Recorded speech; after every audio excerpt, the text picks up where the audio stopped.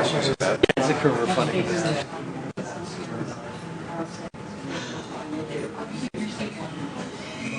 Right. First they moved in, I'm messing stuff up already, right? I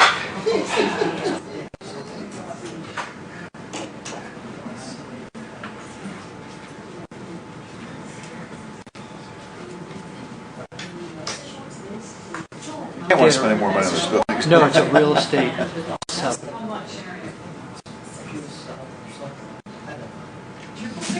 Something. Like they've got to pay out.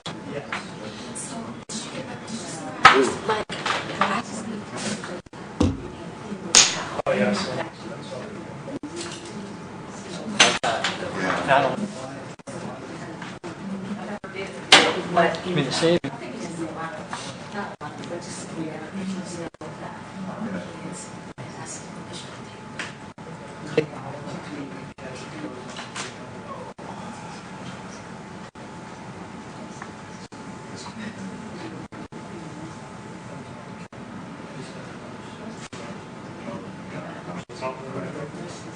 Inside the capital.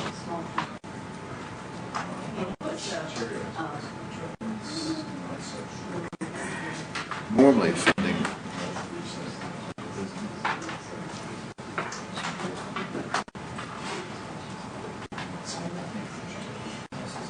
Something else. Money for something else. I don't know. Or if it's related to the building project.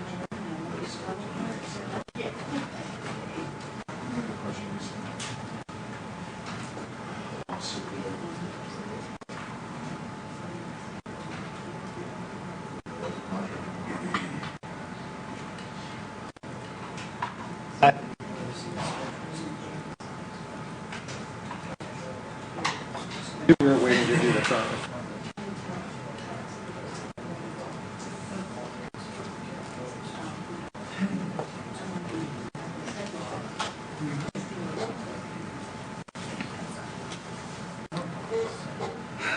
Into the grade. For schedule for call. No, I don't. Not to my knowledge.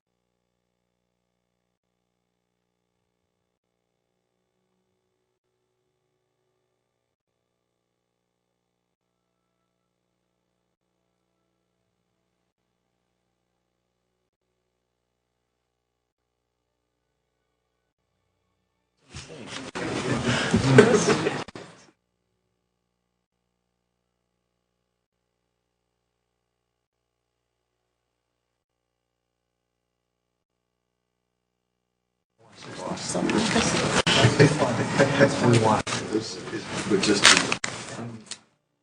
quite somehow.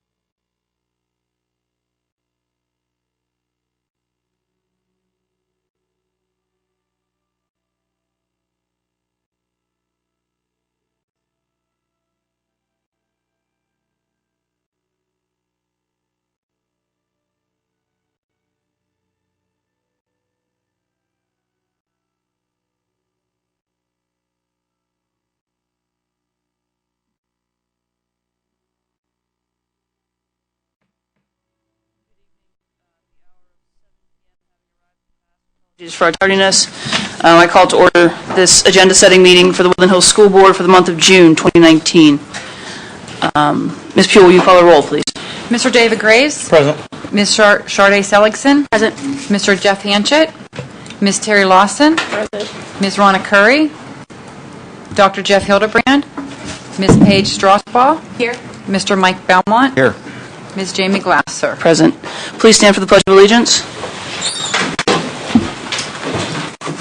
I pledge allegiance to the flag of the United States of America and to the republic for which it stands, one nation, under God, indivisible, with liberty and justice for all.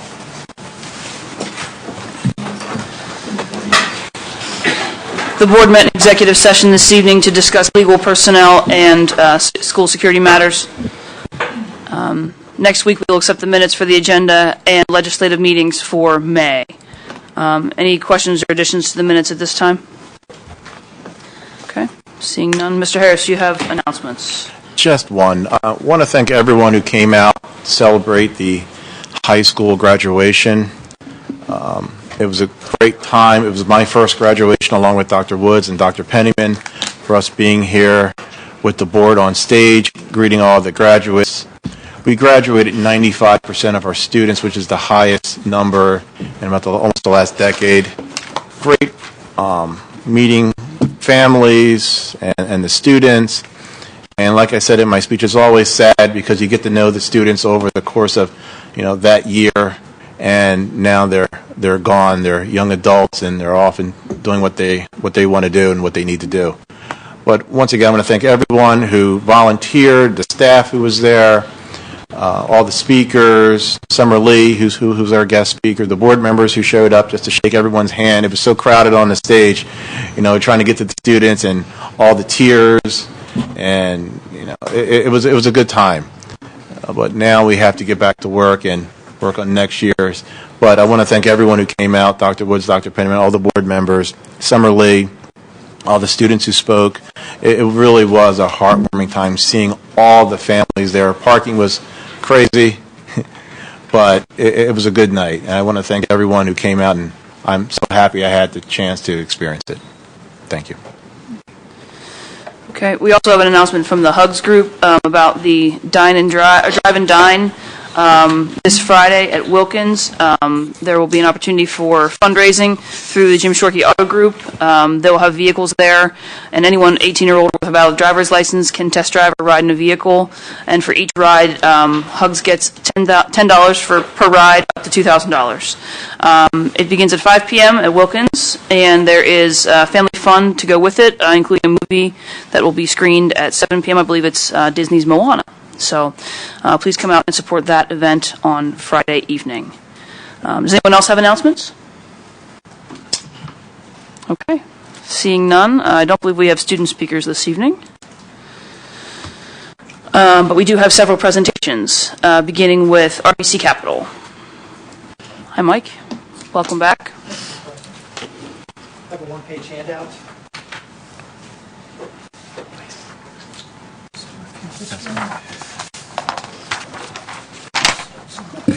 Thank you.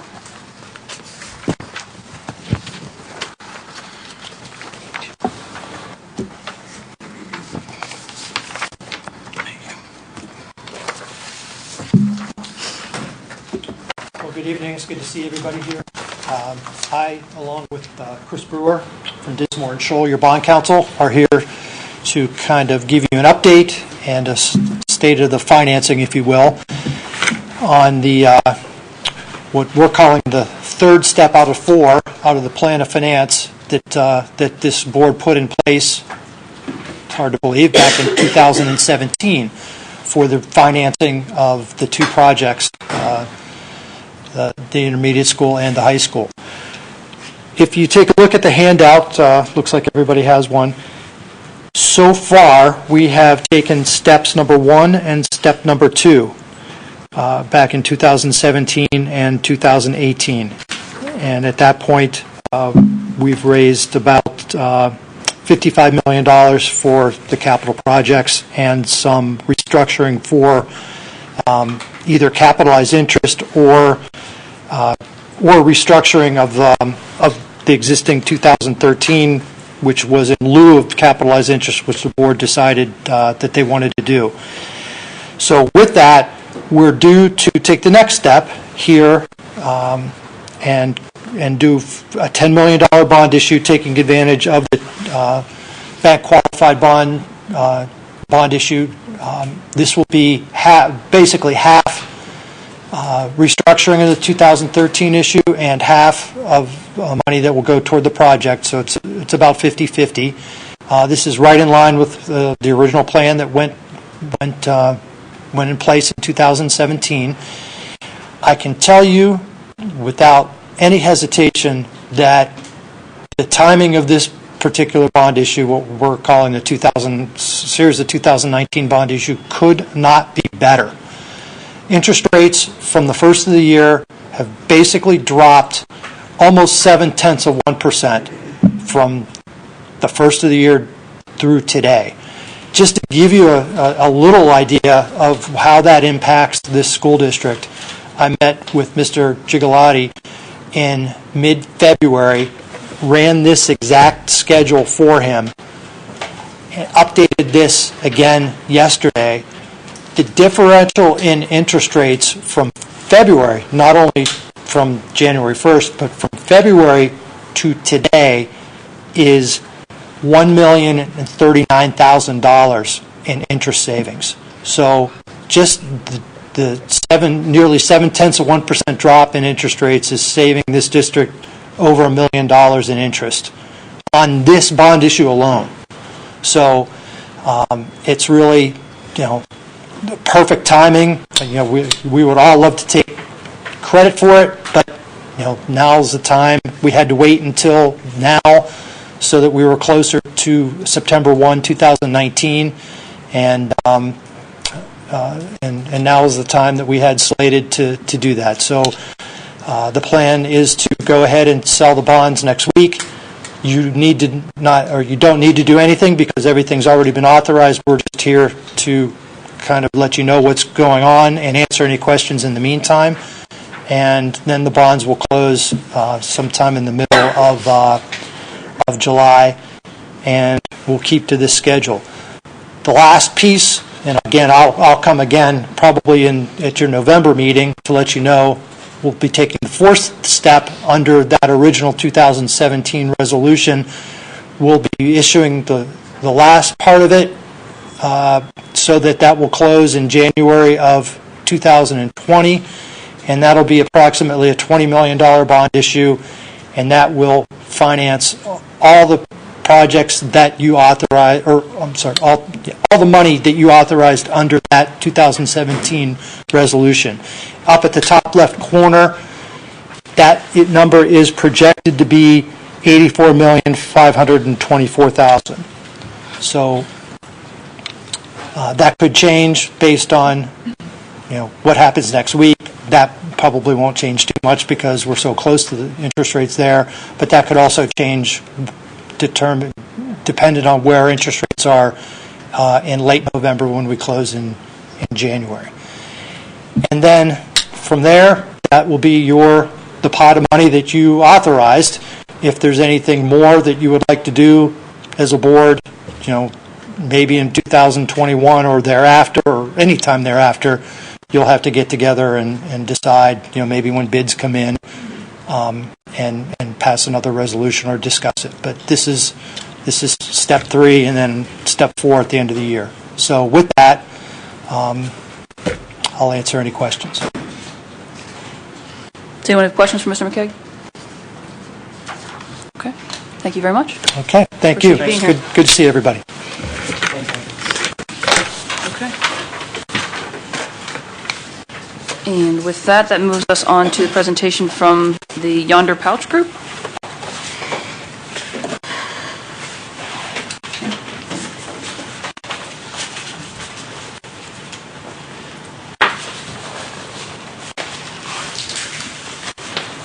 Good evening. Hi. Thank you for being here. Of course. Traveling in. Oh, no problem. I've never been to Pittsburgh. Welcome. First time. Very nice. Enjoy it. I have a couple friends from college. This is a one-pagers that covers our student work program. Back page is most important for you guys. It is a 3-step implementation.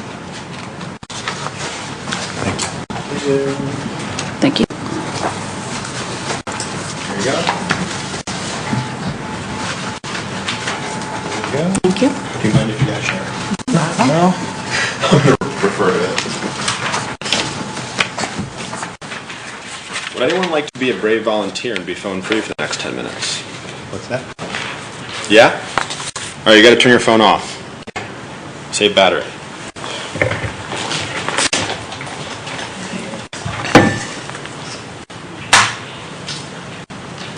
So the on pouch goes in box.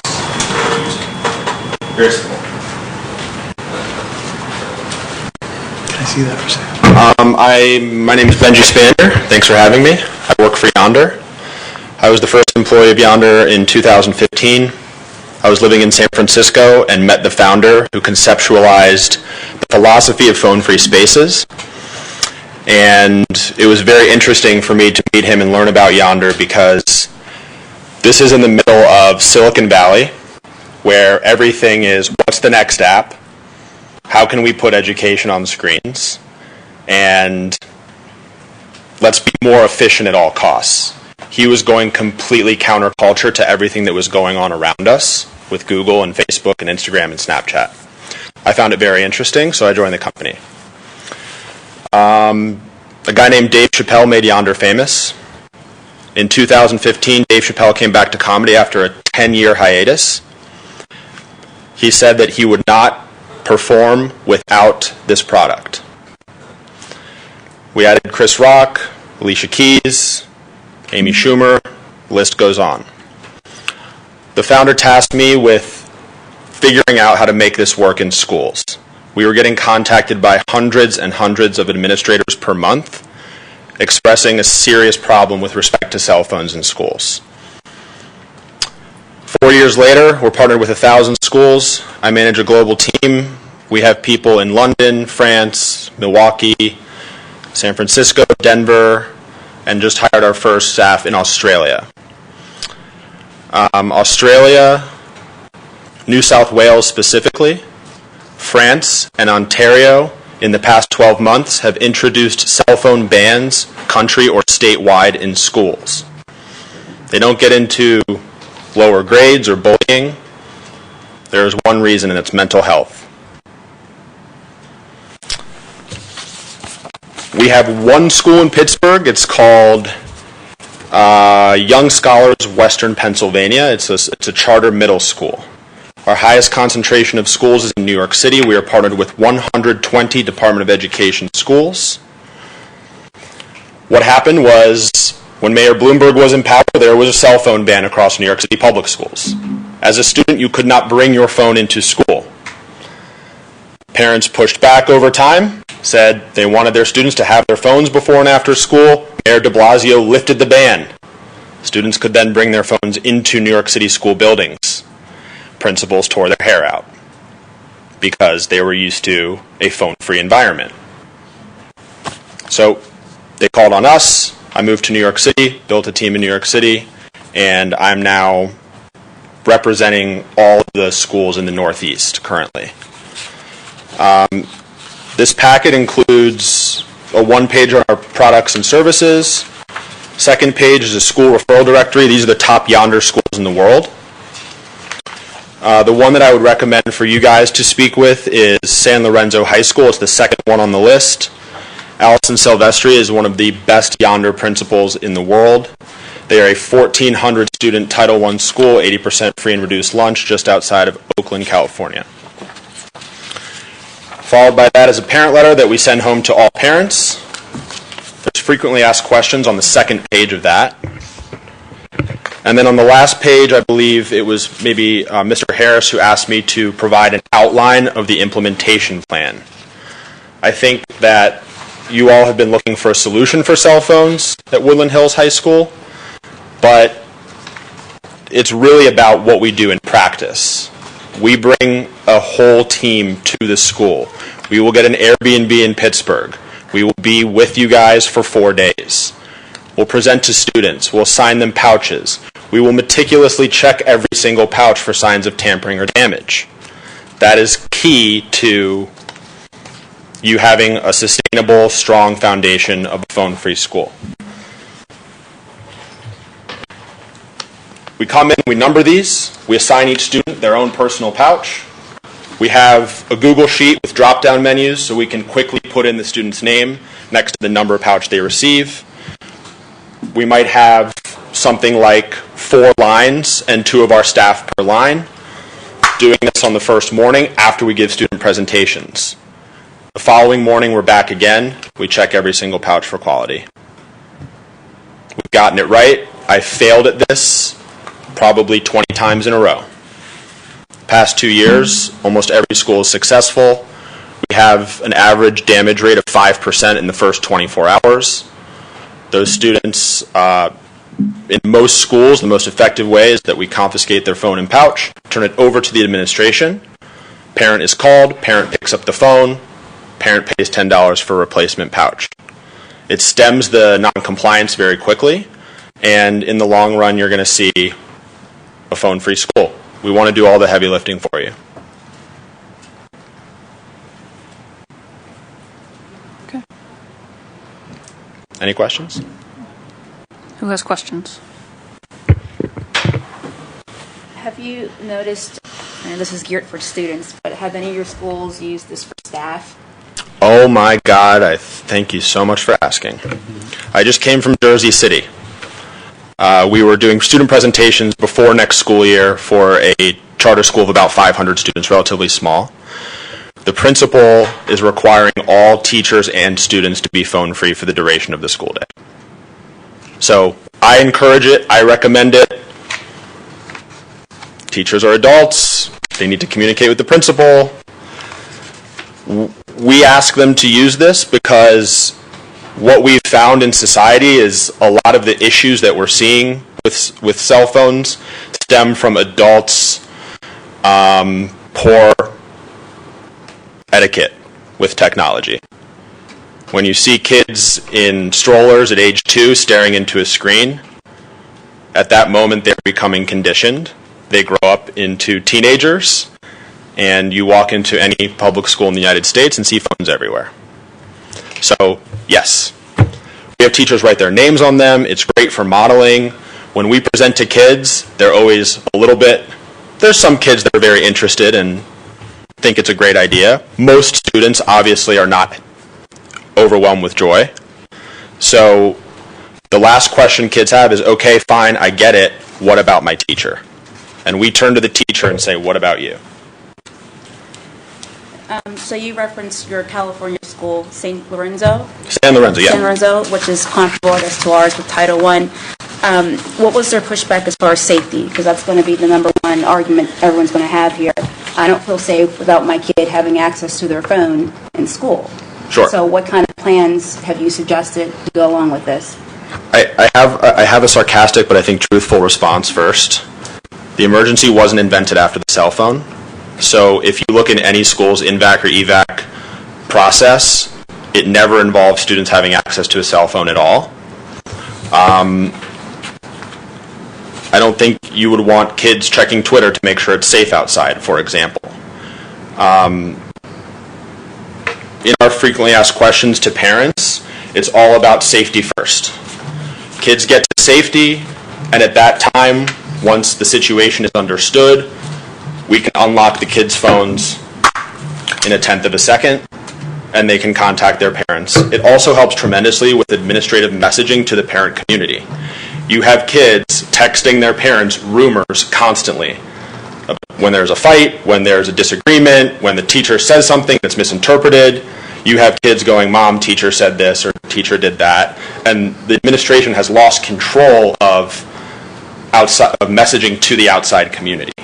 So we find that Yonder really helps with emergencies because it's about being safe and looking to adults to understand what to do. That being said, if a student was ever in a situation where they were by themselves and a phone really could help them, you can cut these, you can rip them open, you could use keys, a pen, or a pencil to puncture it. If you have adrenaline, you'll be able to get it open. So in that, the worst case scenario, kid by themselves, they can get this open. How does the schools you are at, how do they handle if students decide they don't want to give up their phone? What's the policy on that? Yeah, so on our first day, after we do presentations, the second morning we're, have folding tables and we're assigning each student their pouch as they come into the building. We don't get a lot of no, I'm not doing this, especially because we've spent 45 minutes in the classroom setting speaking to every student about this. What we get a lot of is, I wouldn't say a lot, maybe 10% of students. I don't have a phone. We have to use logic here. They're either lying, Mom took the phone because they got in trouble, or they really don't have a phone but they might get one for Christmas. Those are pretty much the three options. We assign every single student a pouch. We're not going to search the kid, we're not going to accuse the kid of lying, but we will, our staff are 22, 23, 24 years old. They're very relatable to students. So they'll try to get the phone, they'll say, 2019, you don't have a phone? Really? Come on. Some phones come out after some banter. But if it doesn't, we assign the student a pouch anyway. We say, this is your pouch for when you do bring a phone to school. If that student's caught with their phone, just like at a Chris Rock show, ejected. That student would just be the odd person out in the classroom. It would be very obvious. The teacher would excuse them or contact a dean, send an email discreetly to the principal, have the student removed. What's the penalty for the teachers who don't want to give up their phone?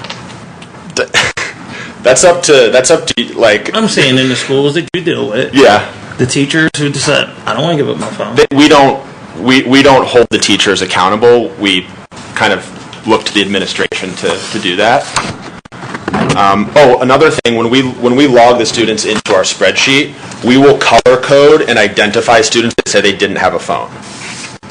So that when they're caught with a phone, if that happens, you have a spreadsheet to reference that says, you said you didn't have a phone, which gives some leverage to the situation. I have two questions. Yeah. Question one is about ownership. So are we essentially leasing these supplies from you, or with whatever we would pay, would that cover training and staff as well as us buying the materials? Yeah, so I guess you can think of it, the best way to think of it is like as a per student subscription. So just kind of like you might pay $7 a student for a certain education software. That's how Yonder works. So we look at the estimated student enrollment for next year, times $16, which is the price at a school of your size, and that's inclusive of everything. So we will come, if we determine that we need to stay a fourth or a fifth day, we will.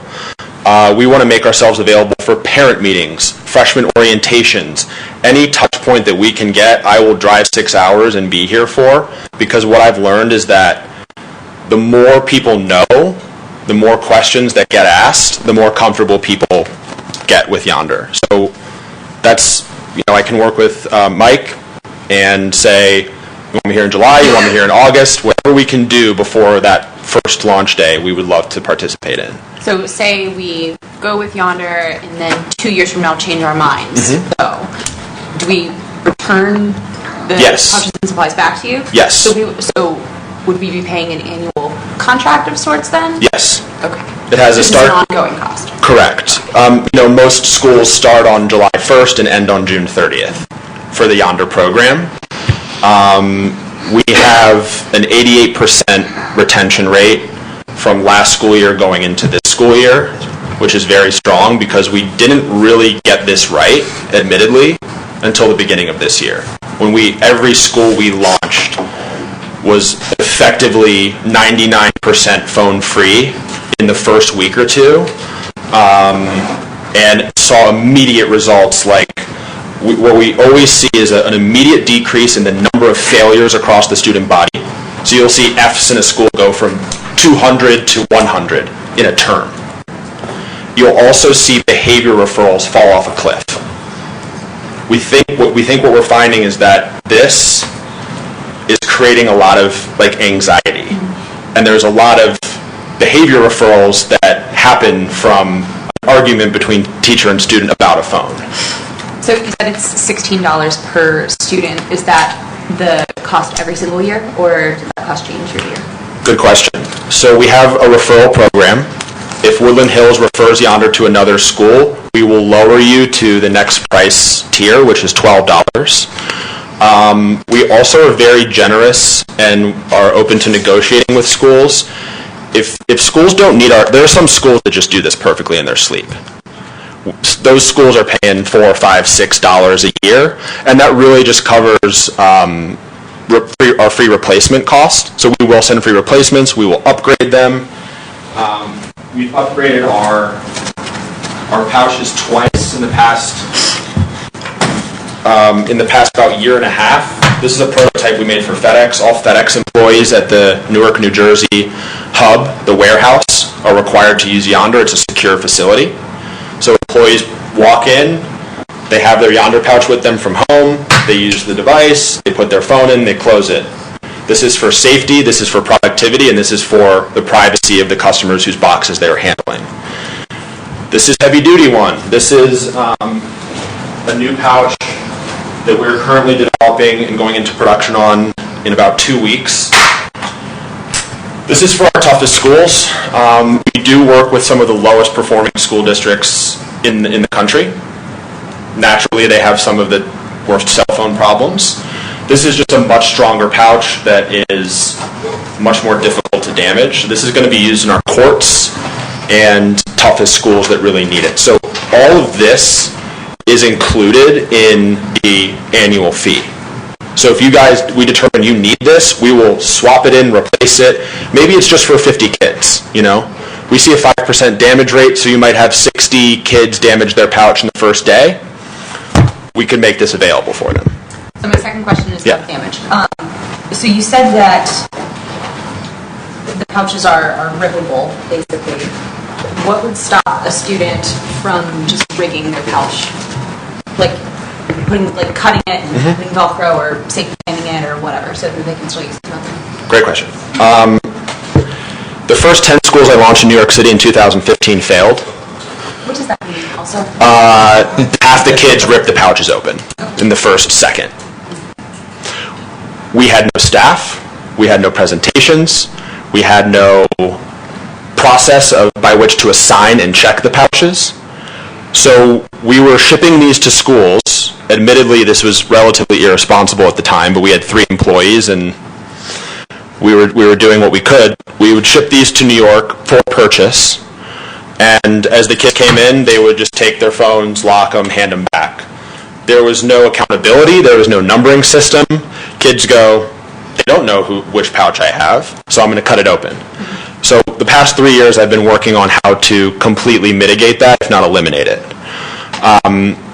The best process is on the second day, as the kids come in to the school building, they have their pouch. Our staff, after the kid puts the phone in, our staff will reopen the pouch again and inspect it. We're looking for any signs of tampering or damage. They're quite obvious to us. It's not so obvious to educators who have never seen it before. So that's why I started sending staff into every school for every launch, because we have to set an example of those 5% of students. We have to make their situation more uncomfortable than if they had just complied. So, but what it sounds like to me, if you even said yourself, is that an educator or administrator or other adult might not be as attuned to what damage looks like. So if, once your staff leaves, if a kid on week 3 of school cuts their case or rigs it in whatever way, the staff person might not actually know. Yep. So in the schools where this works best, there is a few school aides or deans greeting the students in the morning, and then we advise the administration to do random pouch checks after we go. So the kids that are like most physiologically opposed to this, going through withdrawal, if you will, are going to be the ones that damage the pouch in the first 24 hours. We catch them, deal with them. The other 95% of kids, maybe a few will damage their pouch, over the next week or two, but it's not very common. But random pouch checks really help a lot with that. So you could have, once a month, 10 staff at folding tables, surprise pouch check. Do you have any actual data to support your claims with, behavior dropping, academics improving, that you could send to us? Absolutely. San Lorenzo High School saw an 82% decrease in behavior referrals. That was quoted in the Washington Post. I can send you that article. Okay, what about your other schools? We have internal data that, principals have given out to teachers and parents that I can share with you. Yeah. We do not collect mass data. We're philosophically opposed to it, given Facebook and Google and Instagram are just using data for profit. So we don't collect mass data. I'm starting a project with the New York City Department of Education to look at state exams of Yonder versus non-Yonder schools and see if there's an actual academic improvement within Yonder schools. But I have probably about 4 articles and internal survey results from schools that I will share with you. Okay, thank you. Benji, I'd like to add that thank you for getting here, by the way. And the 2 meetings we had this spring with administrators and students and teachers at our high school, I asked the group, I said, does the educational opportunities of having the phone in the classroom outweigh the negatives of what you see that goes on with the phones?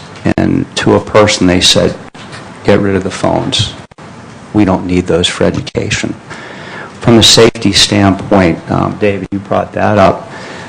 We can get landlines in all of our classrooms. We're hiring a safety and security coordinator with the grant we got from the state. So Mike will be on top of that. And an EMS gentleman in Forest Hills told me that there's also the fear that if you have an event and everybody goes to the phone, that there's the potential of a network crash. So as we're discussing all this, I think it's paramount that we put ourselves in the shoes of a 14-year-old. And what Silicon Valley has designed these devices to do is to attract you and keep you. And if you are 14 years old and you're finding yourself and you're worried about how many likes you're getting, we can sit here and say, oh, don't worry about it. Brush it off. Remember back to when you're in junior high school, you're in that adolescent body, and the impact that this can have on you. Now do the math. 18 to 22-year-olds, the suicide rate in the United States is on the increase. In that cohort, it's increasing more than any other age. The iPhone hit the market in 2007. So at that age, kids, say you're 10 years old.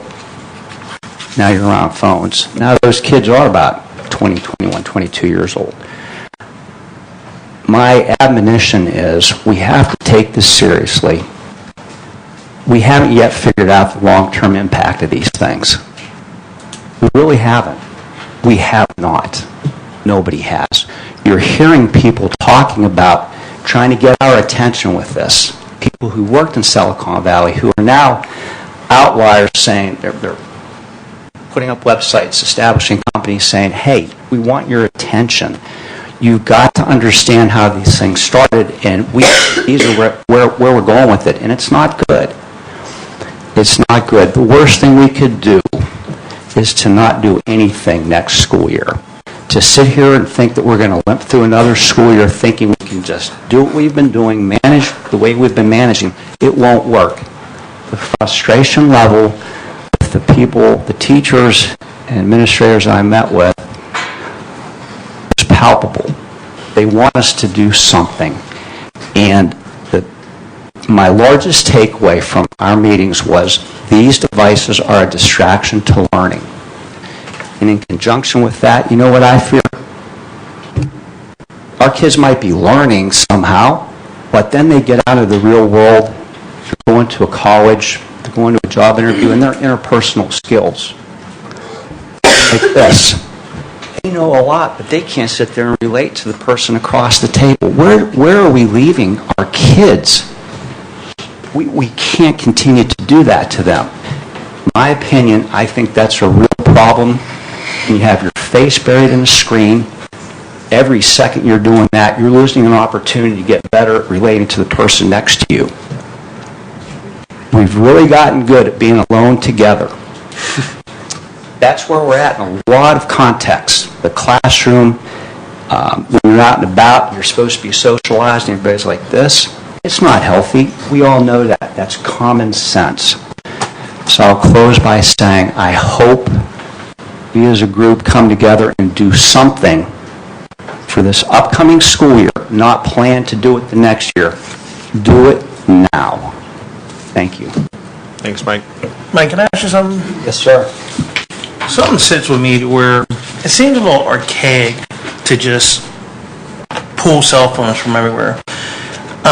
As an educational institution, we should be moving forward with the thinking of maybe we should be teaching responsible cell phone use since everybody's going to have it. It's going to always be around. It affects workplaces and everything. So shouldn't we be proactive in saying, you know what, let's find a way, because that's where the world's going, for them both to coexist, for us to be able to educate our students and still have a cell phone next to them? I mean, I'm asking. Yeah, legit question. My response to that would be, with the way phones are designed, as we touched on earlier, what manufacturers and what they've tried to do is get kids to just be right here. And I think that's a taller task than we're up to. I think that families should take the lead on when they're home with their kids, cutting screen time, talking to them about that. When the kids are in school, they're there to learn, and right now, they're too much of a distraction for us to do the best job we can. Steve Jobs didn't let his kids use his products. Yeah. Bill and Melinda Gates did not let their kids use their products. Yeah. They understand the software implications of their products. Yeah. But unfortunately, they have at-home barriers. We don't have that same thing. What happens is our parents rely on that technology to keep in contact with other children, other parents, guardians, whoever, and also us. So if we can't control necessarily the home environment, but we can control the classroom, shouldn't we be showing kids how to responsibly use that device wherever they're needed? Because the parents, that's their lifeline to some parents to reach their child. So if that's the case, they should be able to still do their math but still have that lifeline for their parents just in case there's other things that are happening. You know, we had a case to share where a parent had called a student basically saying goodbye, and she was about to commit suicide. And if the student didn't receive that phone call, we couldn't assist with the help in helping that parent. Those are the type of issues we deal with here. And just the thought of a student maybe receiving a phone call in a yonder pouch, at the end of the day, pulling out that message and go and get home, and their parents still in the house committing suicide. That's a bad image. Students never going to see that. That's also But really extreme. yeah. I'm not saying it didn't, but I mean, like, I think that we're tasked with the responsibility of looking at our entire student body population. Understood. Right? So I don't know if... I genuinely don't know. I'm on the fence too. I'm just... Well, that's why we're going to talk to our constituents and get a feel for what everybody thinks and give their opinions. You know I'm torn. I'm a parent. I have a teenager or preteen. She wouldn't be happy with not having access to her phone. Right. But at the same time, I get it. But she needs to concentrate. Yeah, kids are not happy about this. I mean, well, that's why we come and speak to them. We owe it to them to explain why we exist. And the other ways in which Yonder is used in a variety of different spaces. We're not against cell phones. We make that very clear. We understand cell phones have amazing utility. We just think there's a place and time. We think of it as smoking versus non-smoking sections for cell phones. And they're becoming increasingly prevalent. If you go to a comedy show, if you go to a concert, if you go to court, if you go into 1,000 public schools across the country, you will see Yonder.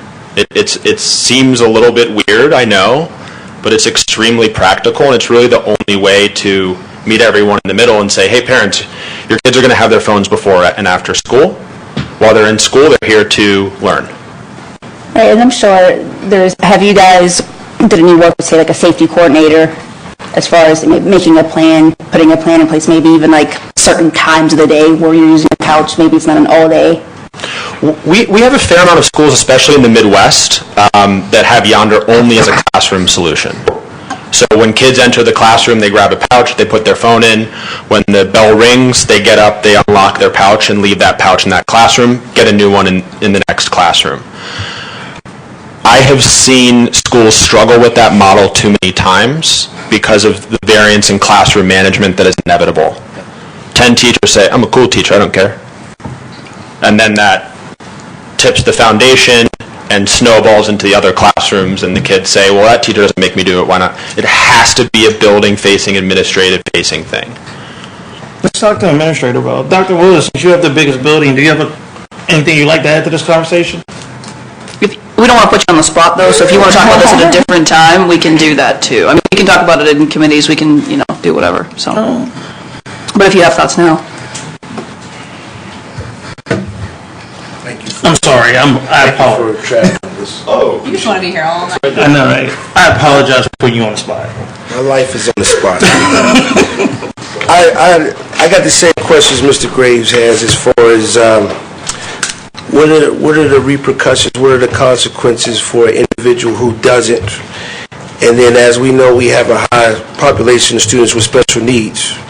So there has to be a protocol or discipline process, or let's say accountability process that is universal, and you can't hold a regular ed student accountable and not hold a special ed student accountable. And also, we mentioned about if we're going to have the teachers, last time or any time we try to do anything with the teacher is come to a teacher union. Has this been discussed with the teacher union? Is the teacher union going to agree to put these cell phones away? So, I mean, there's the idea, I don't think is a horrible idea, but to work in our district as we're still building relationships, as we're still trying to move forward, I don't know if this is the timing, but again, I don't fully understand the process. The situation that Mr. Graves is speaking of with the parent who called, I was involved in that situation. And the parent called myself, Mr. Chansey, Mr. Youngblood. We took the girl, We literally took the girl home, and the mother was laying out on the porch. Called the ambulance, the whole shebang. So those situations are real. It's not an imaginary scenario. And we have many other scenarios where things are happening. Prime example, last week at school, the boy's house caught on fire. Mom called up to the school, said, I don't want him to come home and see this, so she called me. So then I called him down and notified him so he wouldn't be shocked, and then we got him an Uber home, etc. So there's 1,000 scenarios, but the thing that I'm worried about is the accountability or the process for people that are not compliant. Just like I said in the graduation speakers, I was impressed with the vast amount of students and staff who just assimilated and did everything perfectly. But with that intervention triangle, you got the top of that triangle with that 5%, 8% that's going to push. So are we going to be prepared for the process and possibly moving a kid out of the school over a cell phone? I had a kid look me straight in my face and use some explicit terms and say, you're not getting my phone. Do what you want to do. That's all I got. Any other questions for Mr. Spanier? Okay. Dr. Woods, don't go away because you're next. Thank you. Thanks, guys. Appreciate your travel. I'm on lock here. Do we recognize Wild Blue Yonder? We can do that first, absolutely. Absolutely.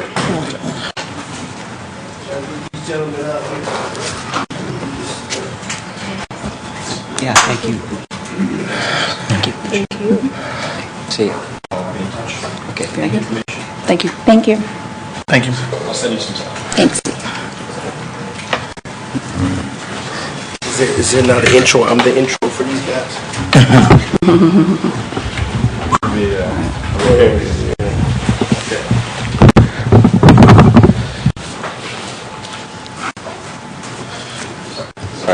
I'm going to have the members of the group come up and introduce themselves. Let's do that.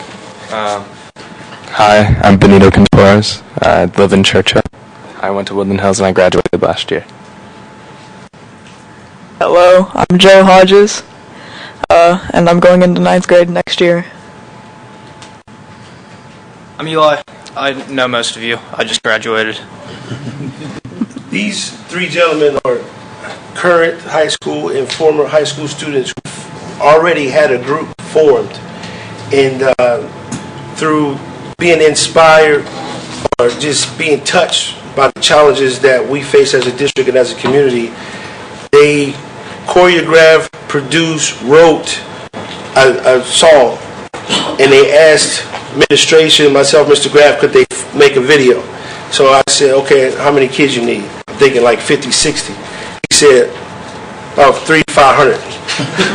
And I said, okay, so what's the plan? So he told me the plan, we're going to go down to the soccer field, he's going to screen it, and the first day it rained. So I was like, thank you, at least I don't got to worry about this today. So then we got back, and then we ran another day. The kids went down with one security guard and one principal, totally filmed the video, knocked it out. And I just wanted to say it was such an amazing thing. I showed the video to our staff on the last day. There was not a dry eye in the room, including myself. It's just so moving. And I would, did you guys get to see it? Yeah. Okay, so I won't draw it out and show it again. But I just want to really take this opportunity to celebrate all of the creative juices, creative ideas, and then these guys, again, not being afraid to come to the principal and say, hey, can we make this video? And having the courage to make the video and the splicing, it was a very moving production. So I wanted to thank them publicly here tonight and introduce you to these gentlemen. So there we go.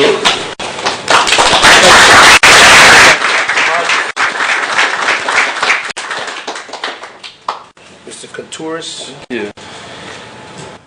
And this to Mr. Alfieri. Thank you.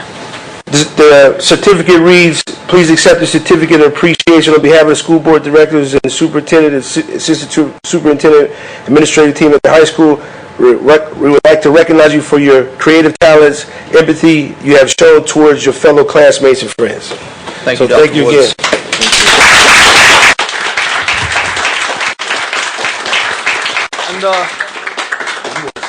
Yeah, so this project is not over yet. So we've already been able to do a story with WTAE.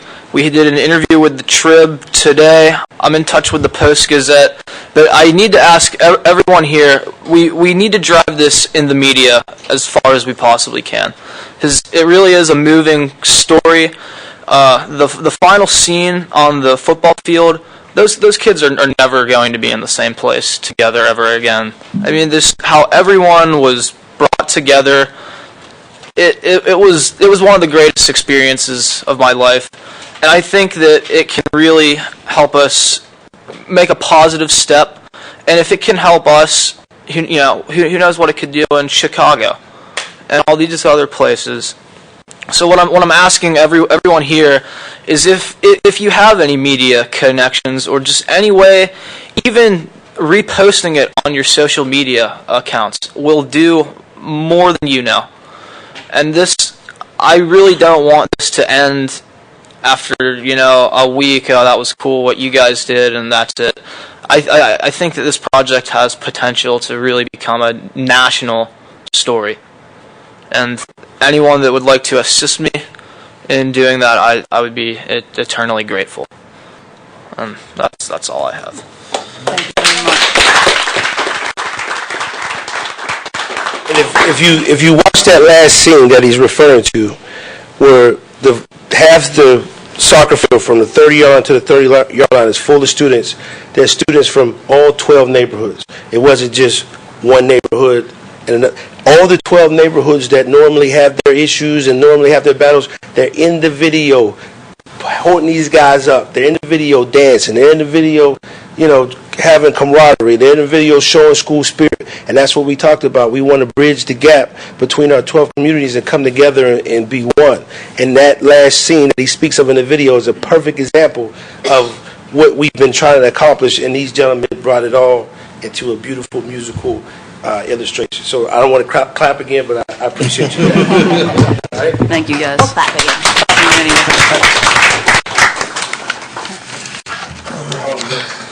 You are indeed. See you. Thank you. Have a fun meeting.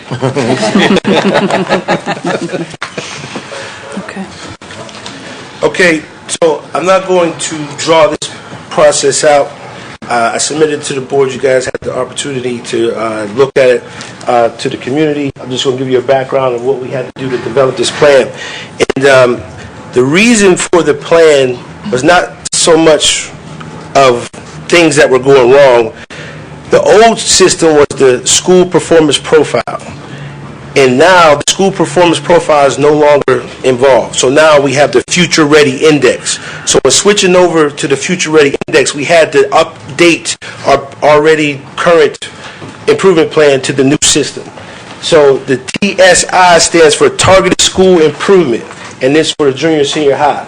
So the first component of the plan was to comprise itself of staff members, community members, and any agencies. So what I tried to do was get a high school member from a core department, a math, a science, a English, social studies. We got parents that we use, that we work with for our school improvement or our Title I project, and then some parents that came out to work with us when we did the block scheduling initiative. So that was the people who comprised the team. So what we had to do was look at our data and look at the long-term vision and measurements of success. What do we want our students to do, and what would it look like to show success? So here we said students will graduate with competency, students will be future ready, prepared for college or career, students will graduate socially, emotionally healthy, ready, and then the measures of success, progress monitoring through multiple measures, career readiness and benchmarks, SAT, ACT, looking at discipline records, guidance, counselors, logs, etc. So all this information and data they pulled off our Future Ready Index. And when they pulled it off the Future Ready Index, which is a public document that can be viewed if you just go on Google or search it, it's public. And then the areas that we had to focus on at the high school was students with disabilities, economically disadvantaged, and black. So then, again, looking at our career readiness came up as a strength, and then it was above the state average. The graduation rate was above the state average, and then our post-secondary transition remains a strength at the state average. So it wasn't just looking at the negatives, we looked at the positives, and then we looked at areas that we need to improve on. So then this next one, I'm sorry for the slide, I was cutting and pasting this. What we want to look at is the achievement of math and ELA was a challenge. So we want to look at achievement of math and ELA for those three groups that I mentioned earlier. Black, special ed, and what was the other one there? I'm sorry, students with disabilities. And then the other one, we received a note because our growth measure wasn't right. So one was achievement, and then the other one was growth. And the last one, which plays a factor in all of them, is our attendance. Our regular attendance is an issue, and we made interventions to try to support it, but we got to further improve it. And then the second column just gives the data, and then we made those our priority statements. And then the primary root cause, we're going to look at curriculum, we're going to look at a review of academic data, and we're going to look at increasing parent engagement to get the parents more involved to help increase some of our attendance. This next one, priority statements. So of the three things, we have to make them priorities.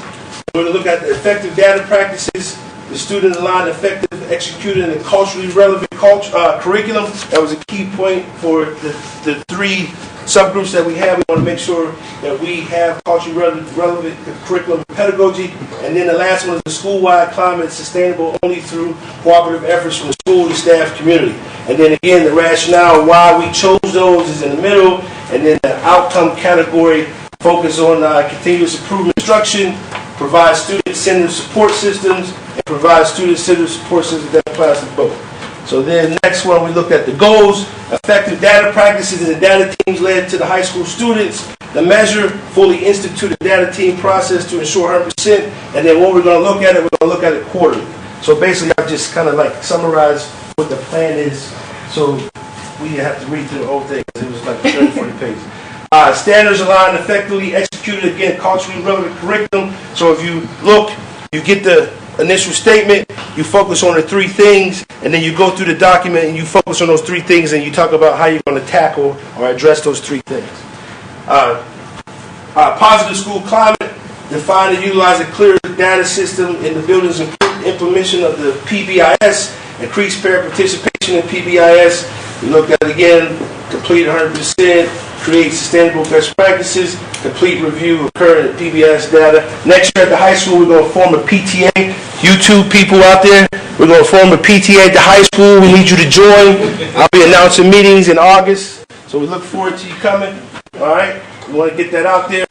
And then how are we going to communicate this plan? Step one, board meeting, public presentation. We're going to do staff review with the entire staff. We have the core group. Now we're going to go out to the whole team. We have board presentation. If approved by the board, we'll sign it. We'll go website and then add it to community newsletter, and then we'll revisit it quarterly to keep progress.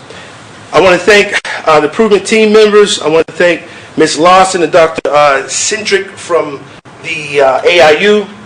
The first day we had this meeting, it was a snow day, and it took me 4 hours to get to the AIU, which is usually an hour drive, but the traffic was so slow.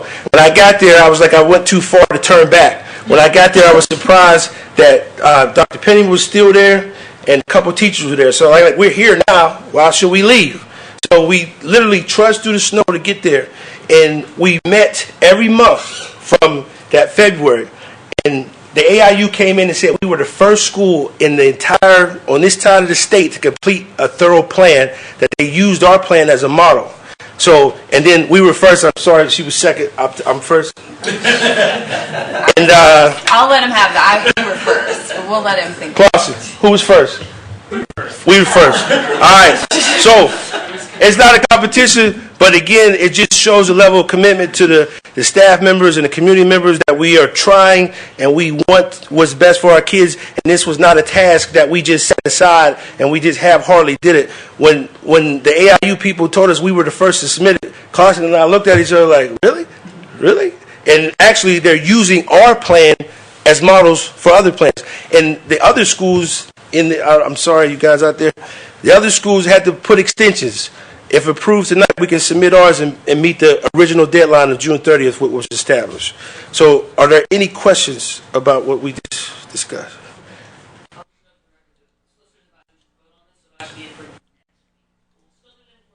Got it. I'm giving it to you. It's on you from here. I feel the pressure. We can't let you down now. No pressure. Just Sign mine first, so mine goes in. you can do that if we make Dr. I sign things in whatever order I get them from Mrs. Puel, so that's on you. So I'm going to pull up your slide there. Does anybody have questions for Dr. Woods before he... I'm not leaving. I'm just sitting down. Okay. Pure. Can I just use the arrow? I never use one of these little clicky things. Dr. Winston, Asia. I've never used Should click. Go ahead. Oh. Okay. You want me to stand up with you? You can. Okay. I'm sitting. So a lot of what Dr. Wood said were the same reasons that we had to develop this plan as well. It was due to, as he had mentioned, the Future Ready Index. So we had the absenteeism, the low test scores, and taking in the economically disadvantaged. So we also pulled a variety of people. We had Dr. Pennyman's assistants, our reading coach, or excuse me, our instructional coach, reading specialist, a couple of classroom teachers. We also had the help of United Way and our PTA members. One of the things that had come up within this was deciding upon a long-term vision for the students, and Wilkins makes students its first priority and values each student.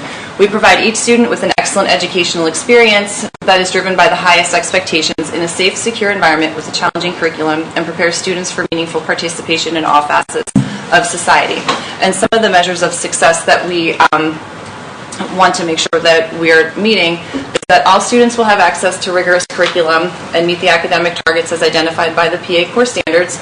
We want to work on decreasing our chronic absenteeism based on district attendance reports by at least 5%, increase the proficiency for third grade students on state standardized test assessments by 10%, and by providing more opportunities for inclusion, we're hoping that to decrease the referrals for special education and increase students exiting special education. Keep in mind that we did put this plan together prior to us moving. We had to develop the plan based on the current school, which was through third grade. So that's why 4th and 5th grade aren't addressed in this. So some of the things that, as we went through and reviewed our data that had supported strengths were we have community-based partnerships with Power Up, Oasis, the United Way, Penn State Master Gardeners, and I did fail to mention Glade Run and Matilda Tice. We have a really great active PTA that provides us with a lot. PBIS and MTSS offer supports to all the students in the school. We did have a 5% improvement in chronic absenteeism from the 2017-2018 school year, and that was with using some interventions and not quite as targeted as what we have placed into this plan. So we're excited to see a continuation and improvement in our chronic absenteeism. And then the differentiated supervision allowed for more staff members to engage in the buddy project, which was really, really beneficial for our students. Our challenges were that our attendance rate, 36% of our students, including students who are African American, economically disadvantaged, and receiving special education supports, were chronically absent, and that's a huge number. So chronically absent, if you're not familiar with that, is a student that misses 18 days over the course of the school year. And it can, even if it's an excused absence, if it's a family vacation that ends up being an educational trip. If it's 18 days, you're chronically absent. So even if you have a doctor's note, even if you're ill, all of those count into that 18 days. And then with our 2017-18 reading PSSA scores, 0% of our special education students were proficient or advanced. And that needs to be addressed. So our priority statement was implement evidence-based strategies to engage families to support learning to increase kindergarten attendance. So it doesn't necessarily mean that we're not going to focus on pre-K to 5's attendance, but we thought if we focused on kindergarten, that builds habits, that builds good habits, and informing the parents of the importance of attendance starting at that very, very early age. A lot of times people feel like, oh, it's just kindergarten, they don't need to be there. They need to be there. We don't want them to get into those bad habits of being chronically absent and not thinking that something's important. So we're going to really target the kindergarten folks, but again, hit everybody and focus on everybody, but sort of target them. And so we want to make sure that we have, as Dr. Woods had said, those check-in points 4 times through the year. Well, 3 times through the year, and then hopes that that 4th time is we meet our goal. And again, the action plan, we're going to communicate with the parents about the goal to reduce the chronic absenteeism, review the information from the early warning system. In Power School, there's a way you can set things up so it warns you when you have students that are in danger of being chronically absent. And so that will be good for the teachers because that will pop up when they're doing attendance, and they'll be able to give a phone call to children's parents saying, hey, make sure you're getting them here. We really miss them. We really want them to be here. And then continue on with the buddy program. We were able to pair some of our chronically absent students from the 2017-18 school year with buddies this year. And so they would do daily check-ins, and they would have a little incentive program. If you're here all 5 days this week, you can pay for my treasure box. And then those teachers, so it wasn't necessarily their own classroom teacher, it was a buddy within the school. So the children really looked forward to coming and meeting, and if they were in 1st grade, they like to go up to their 3rd grade to meet the 3rd grade teachers. If they were 3rd grader, they like to be buddied up with their 1st grade teachers. So it worked out very nicely. And then the other goal that we have is to identify and address individual student learning needs through increased access to the general education core programming for students receiving special education supports. So again, we have those benchmark goals, and what we really want to have a focus on is co-teaching. We had a few pairs of teachers that were properly trained through the IU in the co-teaching model. Through retirements and things like that, those pairs aren't paired together anymore, so we're hoping to be able to identify some staff members who would like to be retrained with a partner, or new folks that would like to go through the training, and then just ensure that all of the special education teachers are using the general education curriculum, and then take a look at our SAP and MDE process and making sure that we're not over-identifying or just trying to have that every student identified. We want to really make sure that we take a look at interventions and putting things into place are better using the SAP process. And so we'll do the presentations at the beginning of the year for the in-service to update everybody and remind them about what chronically absent is and their part in making sure pre-K all the way through how important it is to make sure that you're getting your children there. The presentation to the parents, I should have added pre-K orientation, but also kindergarten orientation, PTA meetings. The PTA is always really great about letting us just present things and welcoming us to do that, using social media and newsletters and pamphlets. So that's it. Any questions for Dr. Livingston? I have a question. Yes. So you, if I think I have the number right, you said that 36% of all students are chronically absent? Yes. Do you know what percentage of just kindergartners? I don't. Okay. I don't. I can check if you want. I was just curious. Okay. I don't. I should have had that down, but I don't have that. Any other question? Okay, seeing none. Mr. Harris? Is it loaded? Presentation loaded? Yeah. It's on the hard drive.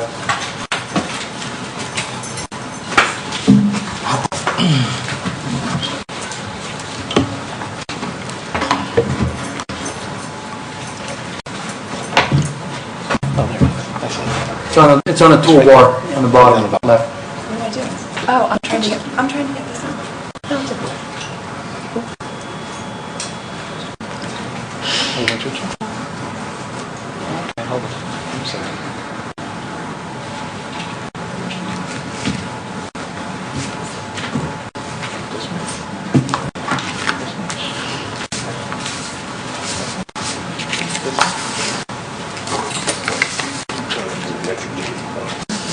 No, he loaded it on hard drive. No, he's getting new James Drive. Okay.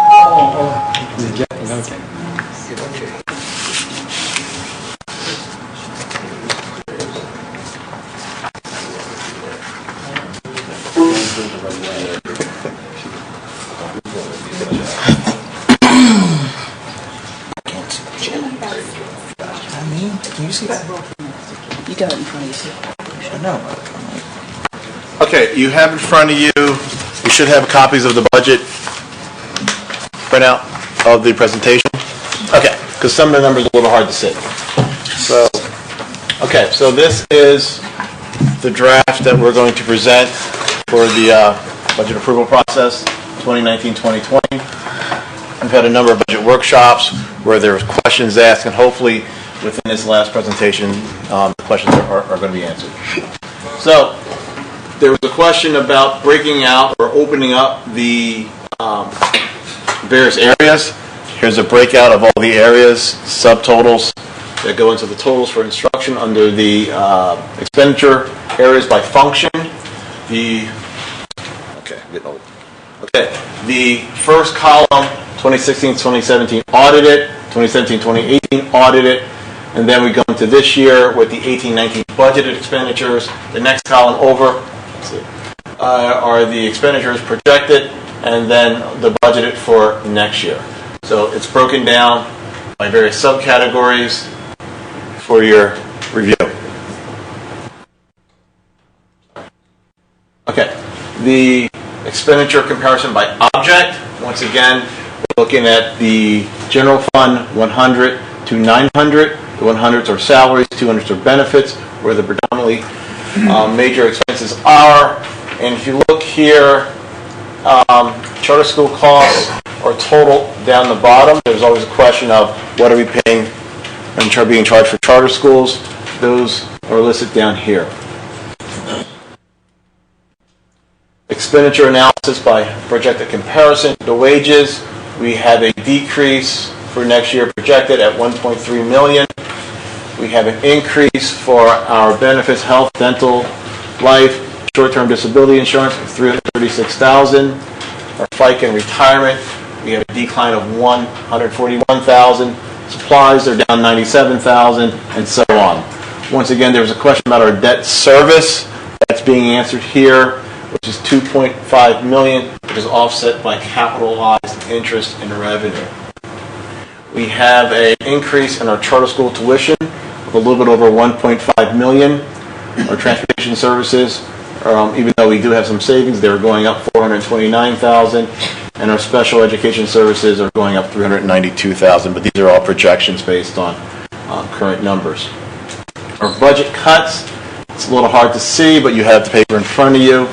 Currently, as of this afternoon, and these numbers keep changing based on people coming in to retire, resignations, staff finding other jobs somewhere else.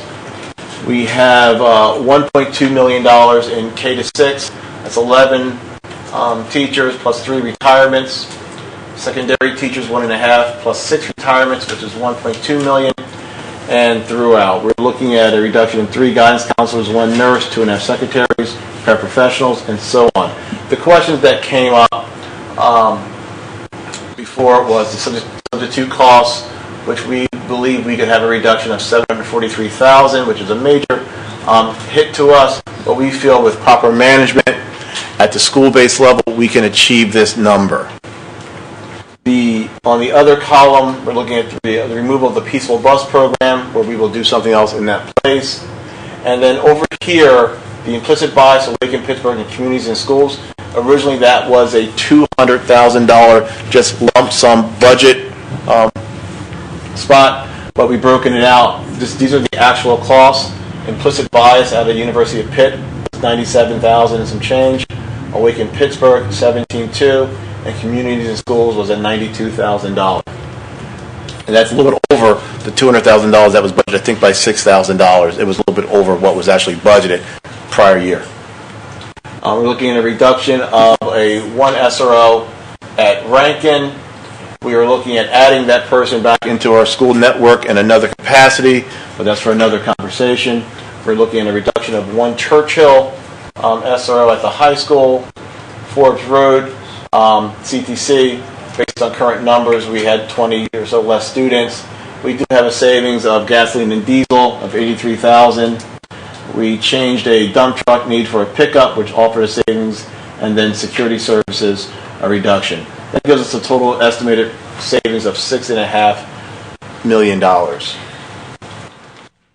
Okay, on the revenue page, once again, it's broken out by fund and the subcategories for your review, same as the expenses. Same as the expenses.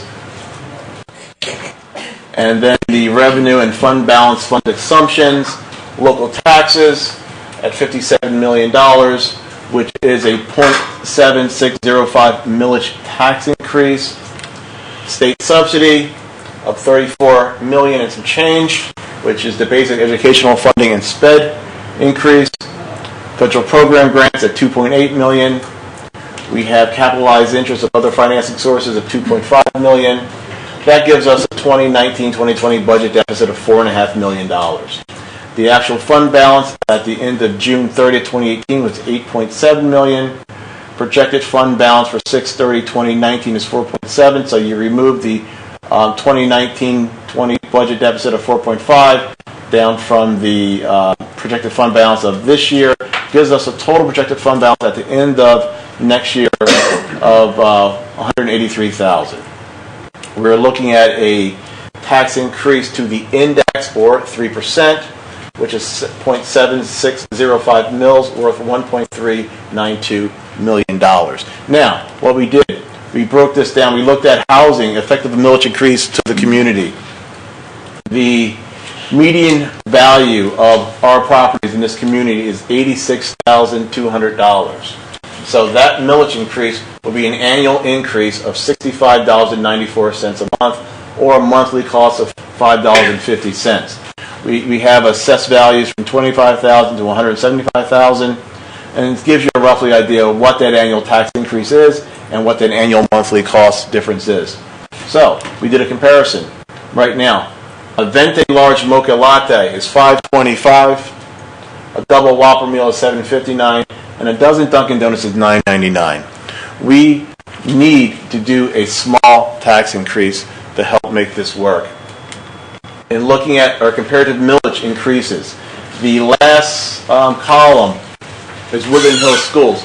If you look at from Baldwin Whitehall to various other school districts in this area, you will see that each of them, although at different millage rates, do have small tax increases every so many years. The larger columns, the first 5 columns, after that, there was a reassessment done. That reassessment required us to lower the millage rates. Basically, if that reassessment was done, the school district would have a windfall. School districts cannot have a windfall based on a reassessment. You see ours over here on the last side, we're pretty much flat. And then we have a tax increase, we go flat, have a tax increase. We need to have somehow, one, lower our expenses, lower our costs, but we also have to make sure that we are creating smaller tax increases to keep up. Now, once again, we're still high. And the millage numbers that we bring in with our millage percentage vary per community based on the assessed values of the properties. One of the things we're looking at, and I'm working hard to do, is making sure that the people who are trying to develop properties in our communities have access to do that, and we can give them opportunities to do that. So we're working really hard to get that done because we have too many empty properties. We checked earlier today, we have over 400 empty vacant properties that we're not getting revenue in North Braddock alone, over 400 properties. So when community members and developers come in and ask for assistance in doing something, we are really trying to help them, fill these properties, develop these properties so that we can get revenue in, because that's over 400 properties that we're not getting tax revenue on. And the people who are still here are the ones who have to absorb those costs, which isn't fair. Historical trend right now, I know this is kind of poignant with the gators that are being found all over town. We call this the gator's mouth when we have a gap between total expenditures and total revenue. So right now we want to keep our total revenues either equal to or above our expenditures, just like your home. Right now we're underwater. We have a fund balance that's declining, but hopefully within the next year, 2, 3 years, we can recover that. At the end, with this budget, we do have a positive fund estimated balance. And once again, as we look at retooling, rebooting, reorganizing, restructuring, whatever we need to do, and also looking at our expenses, we're looking at copier costs district-wide now. We just had an assessment done. We have 2 other companies looking at our copier costs, our various contracts, trying to find anywhere that we could save money and be more efficient. We're looking at buildings, our properties, looking at selling our buildings. I have a call in, or I've been called about our Rankin building. There's a legitimate organization who wants to purchase our Rankin building. If we could absolve ourselves of this building and move to a smaller location and do something with this. So we're looking at every opportunity to reduce expenses, work more efficiently. This is just year 1 of what we're trying to do. I could take any questions. The staff could answer questions if I can't answer them. I'm open. Let's go to your millage. Okay. I don't believe your monthly costs are exact. You're breaking that down to a monthly cost of $5.50 for, as you like it, to a latte mocha. I'll use my house, for example. I paid $85,000 for my house. I already did the math on this. So right now our total is we 25.35. Add in county, add in my town, I live in Wilkins Township. So I'm paying 35.754 millage for my mortgage. So my taxes are a little over $3,000. If we do this increase, this annual increase, if it's 0.76, it's going to raise our millage for school up to 26.11. I do that math, add that in. That monthly cost is not $5. My taxes go up to $3,103.69. When you break that down by 12 months, that's $258 a month, right? And that breaks down to, for a daily cost, that's $63, not $5. I'm going to go back. Per month. $63 per month. Right, not $5. Let's go back. The millage rate is... You're taking the averages, so I'm a little bit under average. I know, but the millage is not going up 1 mil, so it's not .001, it's .00076. It's like a little bit more than 3/4 of a mil. Right, so it was... you're using .00. So we're going from 25.35, which is what we're currently at, to 20. with that .676, that's going to go up to 26.1. .1105, I think is what it is. Right. Okay, so for me, my $85,000 house, when I do that math, that's breaking my monthly, I'm going from a little over $3,000 to $31, right? Average that by per month, so I'm now paying $258 a month, which breaks down to $63, not $5 for cost. So my question is, how did you get $5? That doesn't... That's divided by 12. You take the annual increase of $65.94 divided by 12. 12 months. It's just the increase, not the total tax. So it's the increase. But your comparison, my whole point is, you're liking this to a small, teeny, tiny increase of $5. It's not. To me, that's a $63 increase. Yes. That's a big difference between $5 and $63.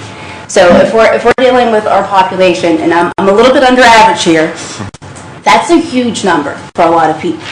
But even this teeny little bit doesn't really justify to me the cause. Because to me, you're saying we're doing all this great stuff, we're going to start selling our property, we're working on it. Saying it and doing it is two different things. We had so much time to get this under control. We haven't done anything. You're just saying it. Have we had everything reassessed? Have you put signs in the yard? It's like little basic things that you haven't done yet. Well, once again, the budget, we worked through it. We looked at the realignment. We looked at rescheduling. We looked at staffing. We do have one good legitimate person, a group interested in our building. And then what we're going to do with this building, we don't act as fast, I think, as you may want us to act, but we are looking at getting anything possible for our properties. Where do we go? We looked at, I think my 3rd month here, we looked at moving downtown. There was no space available. So we met with one developer who said, hey, we could do something.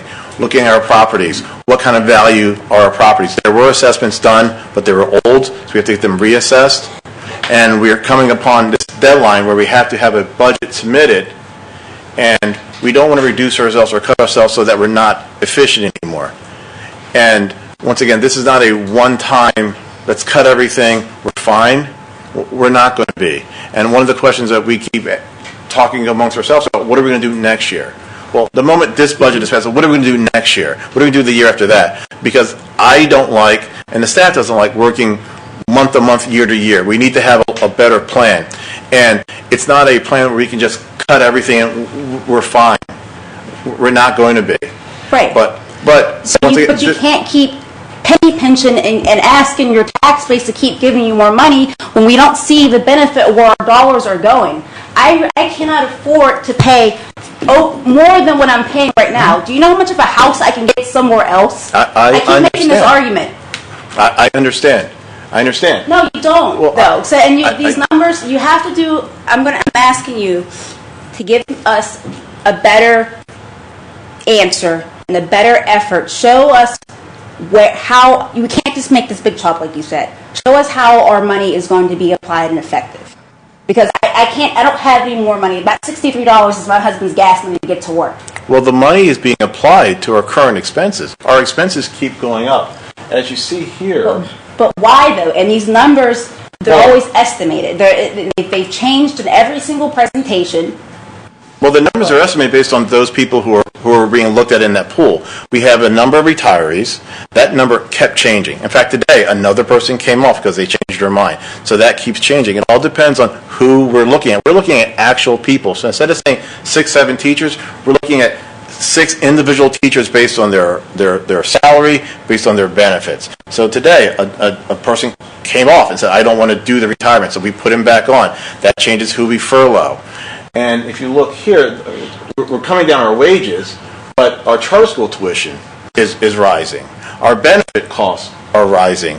We have contractual agreements that keep rising.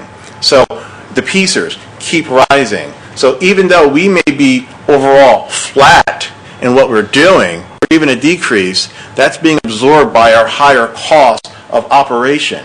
So we're not doing more. We're not going out and saying, well, let's go buy more, let's go do more, let's hire more people. We're not doing that. It's trying to reduce to offset the higher expenditures that we have to deal with. There are contractual agreements where staff get, they get step and column movement, that's agreed upon, but also a benefit cost. So even though we're coming down a number of staff members with a $1.3 million change in wages, our benefits are going up. Our FICA retirement is going down, supplies are being cut, special ed services, they're going up. Charter school tuition, $1.5 million going up. So those are things that we can't really control. Now during negotiations, we can sit down and look at, well, how are the benefits structured? How are their column and step movements done? But right now, this is where we're living. And, unemployment compensation goes up, debt service. Those are all things that are going up, where we're looking at reallocating our copier services. We have a company here that thinks we could save some more, but we're in a 2 or 3 more year agreement, 1 more year agreement with them, where we could get a buyout and go in with them and be more efficient. And that's what we're looking at. We're looking at every aspect of what we do. But right now, this is where we're living with the agreements that are contracted. So with PCERs and the charter schools, we're going after the charter schools. We're not looking at just cutting. We're looking at how can we pay out less. And our big, elephant in the room, it's the charter schools. And they're charging us so much and they keep going up. So we can go after them and bring some more of our students back. So we've done community meetings. We reached out to people. We've done calls and all these things to try to get them back door to door. I mean, we're calling people directly, open houses, reaching out to people, and we're getting a decent response back, and we're getting positives. But this has been kind of a long time in coming. Now we're having to pay the piper on some of these things, and I don't want to raise taxes. None of us want to raise more. We have one of the highest millage in the area, which isn't fair,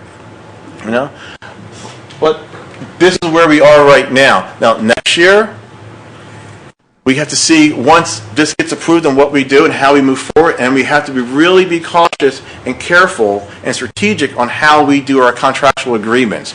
We don't want to get tied into agreements where we can't get out of. We don't have negotiable placements or anything.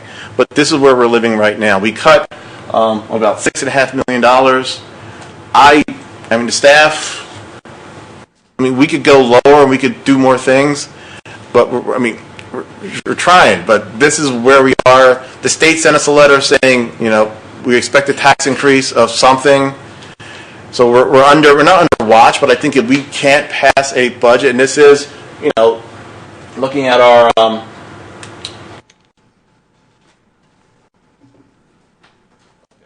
missing the slide here. Oops. Go too fast. Which one are you looking for? I'm looking for the, right here. This is our projected fund balance. 3 months ago, that was, negative $6 million. So we got it here. I think with proper management, proper tracking of our expenses, we could do better than that. But these are just true estimates. And some of the things are actual costs that were asked for about the over here, the implicit bias, Awaken Pittsburgh, community schools. Those are the actual costs. It actually cost more when we looked at it than what was actually budgeted. It was budgeted at $200,000. It came at $206,000. But these aren't the actual costs for, say, the Rankin SRO officer. He doesn't make $60,000. Churchill doesn't make $90,000. So that's what I'm saying. So Those these numbers were in the budget. I understand Budget it. numbers that were Let me finish for a minute. We had this conversation at committee. So what we asked you to do before we felt comfortable moving forward is to actually give us the actual figures, not estimates, because these numbers add up. That little bit of that $20,000 difference from that SRO, that's a big deal. So how can we trust this stuff if you're just always giving us roundabout numbers? Well, for example, let's look at a teacher. A teacher who makes $70,000 a year. Just throw that out there. Okay? If that teacher for that position doesn't start on the first day of school, even though we have $70,000 budgeted, that teacher's not going to make $70,000. If that teacher starts around Halloween, they may make $50,000. However, we still had $70,000 budgeted. That's what we look at. So the Rankin SRO, there was that much money set aside for that person based on the estimated hours and the rate of pay. If that person didn't actually bring home that much money, we'd have to look at why. If it's $10,000 less or $20,000 less, maybe we could look at that. Maybe it's budgeted too high. I'm not sure. But once again, these are if a position is budgeted, that's the money we would pay set aside for that. Now the actual could be something different. Yeah, so what are actual numbers? So that's why we looked at the implicit bias here. We had what was budgeted. The actual actually came in $6,000 higher. So so what we have set aside to cover the cost of that, because if not, things would be coming in much higher than budgeted. So you look at the salary and the benefits, and then you divide that, and that's what it should be. But if a position isn't filled, one way we save money is if we have an open position, we may not fill it. And then at the end, we have a savings. Although we had that money budgeted, we didn't spend it. So that's why sometimes you'll see we could put in actual costs for a project or a program, but for staff, a lot of it is what is set aside to compensate that person for that. And one of the variables is it a family medical plan? Is it a single? Is it just a one person and a child? So those are some of the variables. So a lot of times when the numbers change, depending on who's retiring, are they an empty nester or do they have a whole family plan? So that's why the numbers keep changing. So we keep trying to be as accurate as possible. And Mike is always on personnel and giving him the right people to place in, and not just doing a high level, this is what it is. Because we're trying to be as close as we can and strategic with what we do. And you're right, 20,000, 10,000 do matter when you go down to the bottom and add it all up. But I know that this amount here, that was budgeted for the position. So when that's pulled out of the budget, then that could be used somewhere else. So why aren't you using the actuals? Because that's not a new position. How long has Rankin been open, for example? That's what's in the budget that was removed. Actual is a whole different animal. If it comes in under budget, that money stays there and goes into fund balance. But What was budgeted for this position was $60,000. It's probably going to end up around 45, but that's not what's coming out of the budget. What's coming out of the budget is 60,000, because that's what was budgeted. 45,000 is what had actually happened.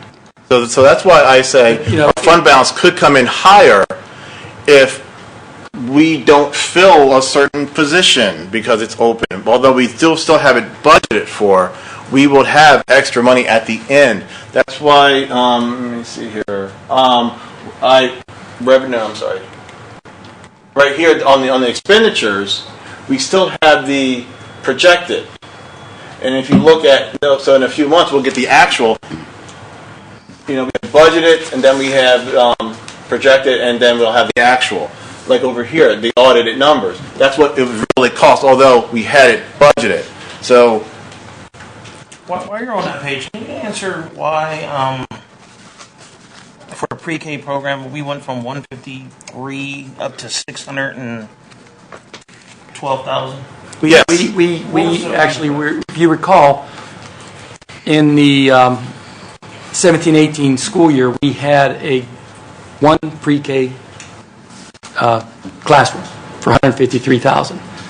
And going into 18-19, I budgeted that, but then there was a grant that we didn't know if we were going to get. We applied for another grant for 3 additional classrooms of $612,000, which we now have 3 pre-K classrooms in our district, and the other one is being is a pass-through to the host program, Heritage. So that's a grant, and we weren't sure if we were going to get the grant, so we got the grant. But that's grant funding, not... That's grant funding. That's strictly grant funding. That doesn't come out of local taxes or that's a grant that the state gives us. And how many more years are we going to receive at Mr. Clausen? It's a 5-year cycle, so we're moving into year 2, so 4 more years. We just do a continuation grant every year. We have received the highest possible rating in all of our evaluations of that grant. So we don't anticipate losing that. Maybe we do. and there was one other. I'm sorry. No, my other question would be, it's already understood, and Mr. Belmont consistently remind us that charter school costs are increasing. And what's your answer to charter school costs increasing? To me, it has to be more than an invitation to come back. Well, I'm not someone who says, let's go right to the legislature. I got to deal with what's happening right here. What's going on in Harrisburg is going on in Harrisburg. That's fine. We have to make sure that we're providing the best possible programming and experience for our students. I mean, Dr. Woods and I talked because of the high school, did open houses, and I met parents who were transition years, kindergarten and then 8th and 9th. It's very difficult to recruit people out of a school once they're in the mainstream of it. They'll just say, we have 1 or 2 years left, let's just ride it out. But those parents who were looking at that 8th grade to 9th grade year, they were the ones who were the most responsive and asked the questions. We have to make sure that the environments we put our families in, our students in, the opportunities, and we all talk about, Mike preaches this, to everyone, that we are offering a better education experience for our students. However, we are still fighting some ghosts of Woodland Hills past. There are videos out there where I reach out to parents and they pulled up, hey, what's this going on? Fights filmed on their cell phones in school. And I said, no, that's an anomaly. We're down, 60-some% of our incidents, 59% in fights. This is something that happened, 3 months ago in a gym between 4 kids. But it gets posted, and they see that, and they say, see, you're lying to us. This is what it's like. And we bring them in, and we show them around. Newspapers do articles about us, and it's positive, positive, positive. I meet with judges, and they say, hey, I haven't seen you in the news at all for anything negative most of the time this year. We're like, yeah, we're trying. When the charter schools, from what I was told, one in particular, is saying they're us. And when parents came in to complain about what's going on in the school, After about 10 minutes, I said, ma'am, that's not us. They're an independent school. Even though a charter school is in the Woodland Hills district, they are not operated by Woodland Hills. And I think there's some confusion about that. Now, we're all in education, and we know about schools, we know the boundaries, but the regular mom and dad at home, they say, hey, we live in the Woodland Hills School District, we go to this school, Woodland Hills must be supervising. And if they're giving misinformation at the school, we were trying to correct that. So when we were doing our open houses, doing those calls, the parents came in and told me they thought it was that charter school reaching out to them to make excuses on why things weren't working. I said, no, it's us reaching out to you. So Mr. Harris, basically what you're saying is we need to be very careful on the environment in which our kids are studying under, and also how well we're performing in test scores. Yes. Which means we should be putting systems in place to make sure that we excel in those areas, so we have an opportunity to decrease charter schools. Because if we're performing better, then hopefully our citizens will come back and say, school's better. We want to go there. But it's not just test scores. It's environment, the experiences that their students are having and the families are having interacting with our staff. Absolutely. To me, you mentioned two things. You said we're taking millage increase because we have to pay for schooling, and you said the other side is we're decreasing expenses. But there's actually a third component to all that equation. If we're giving a very, very good quality product, some people may just excuse a small tax increase if they know that their kids are going to school every day, they're achieving at a high level, and we have results, test scores to show it. And they're safe. I agree. I mean, there's no debating that. Okay. There's no debating that at all. I mean, this year we graduated one of our highest numbers in years, 95%. I think that's one of the first signs how we're operating differently. We're approaching things differently. Now, test scores, work that we do, it's coming. We look at the incidences that we look at the intermediate school, they're cut in half. The feeling is at the high school and at the intermediate next year, they're going to be even better. But it's a work in progress.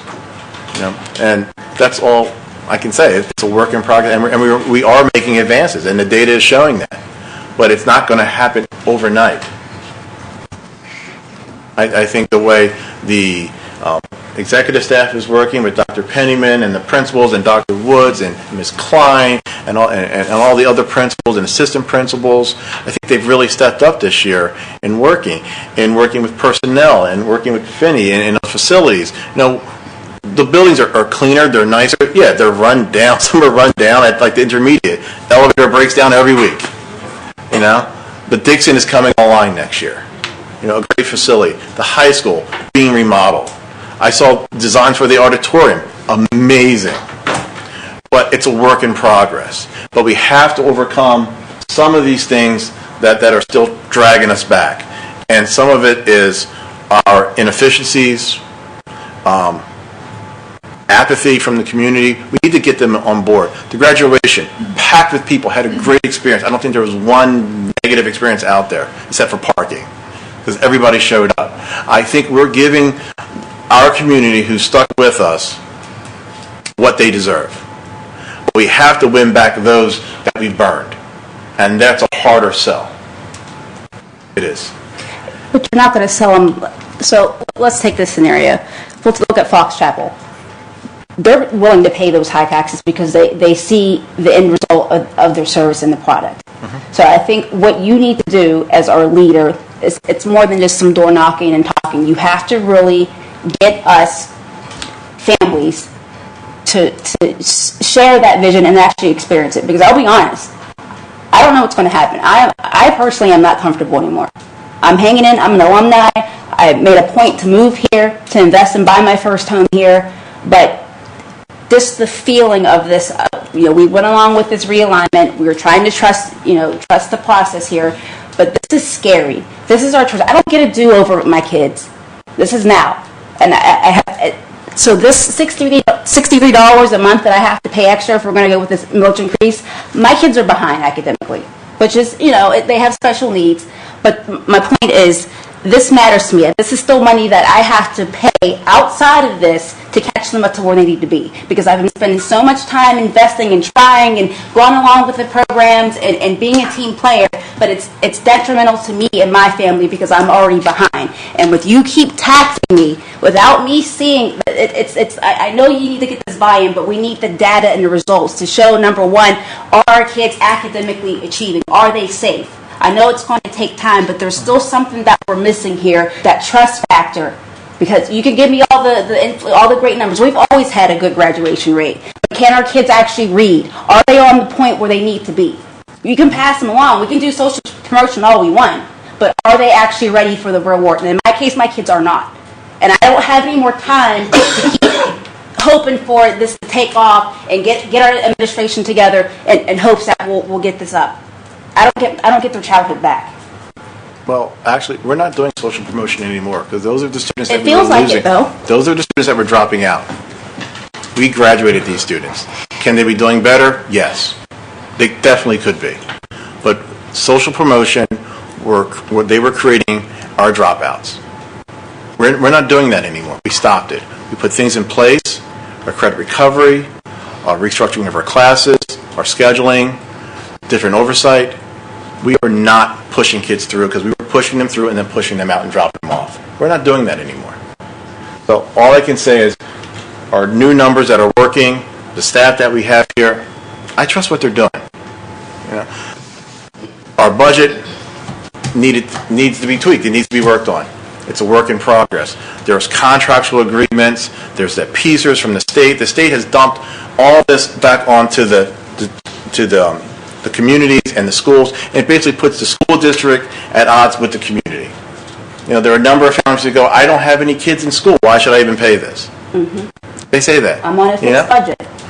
We're all on a fixed budget. No one goes off and gets more money because you want to spend more or you have to spend more money. We're all on a fixed budget. We have a very high population of senior citizens. That's fine, but they literally cannot. This $60 or whatever it breaks down to, that's a lot of money to them. Yes. So I need you to explain to me with these numbers, other than let's do some door knock and some phone calls, how are we going to prove to our families that this is going to work? The families who have options, they're just going to get up and go. They're going to sell their houses and go where it's guaranteed. And they're willing to pay those higher taxes when they move. Well, one of the things when people have options, they're always going to go if they're not happy with something. What we have to do is make sure that they can be happy with our interactions. People are going off to a charter school basically because they're not happy with how we're interacting with them. They're not saying, most of the time, they're not learning. It's, I don't like that person. I don't want to go over here. This person's rude to me, or there's bullying, or the behavior, or the environment that their kids are in, they don't like. A number of parents that I met here who want to come back said, hey, we had a negative experience 2 or 3 years ago. We're at a charter now, or a different location, or homeschool, or cyber school, and we're not getting what we want there either. We're going to give you a chance again. And those are the ones that I've been speaking with. And they said, we're not happy with where we are. We want something different. We've heard some good things about you. Our best publicity are the people in the community, I'll do what Dr. Woods thinks, out there in the community who can sell us.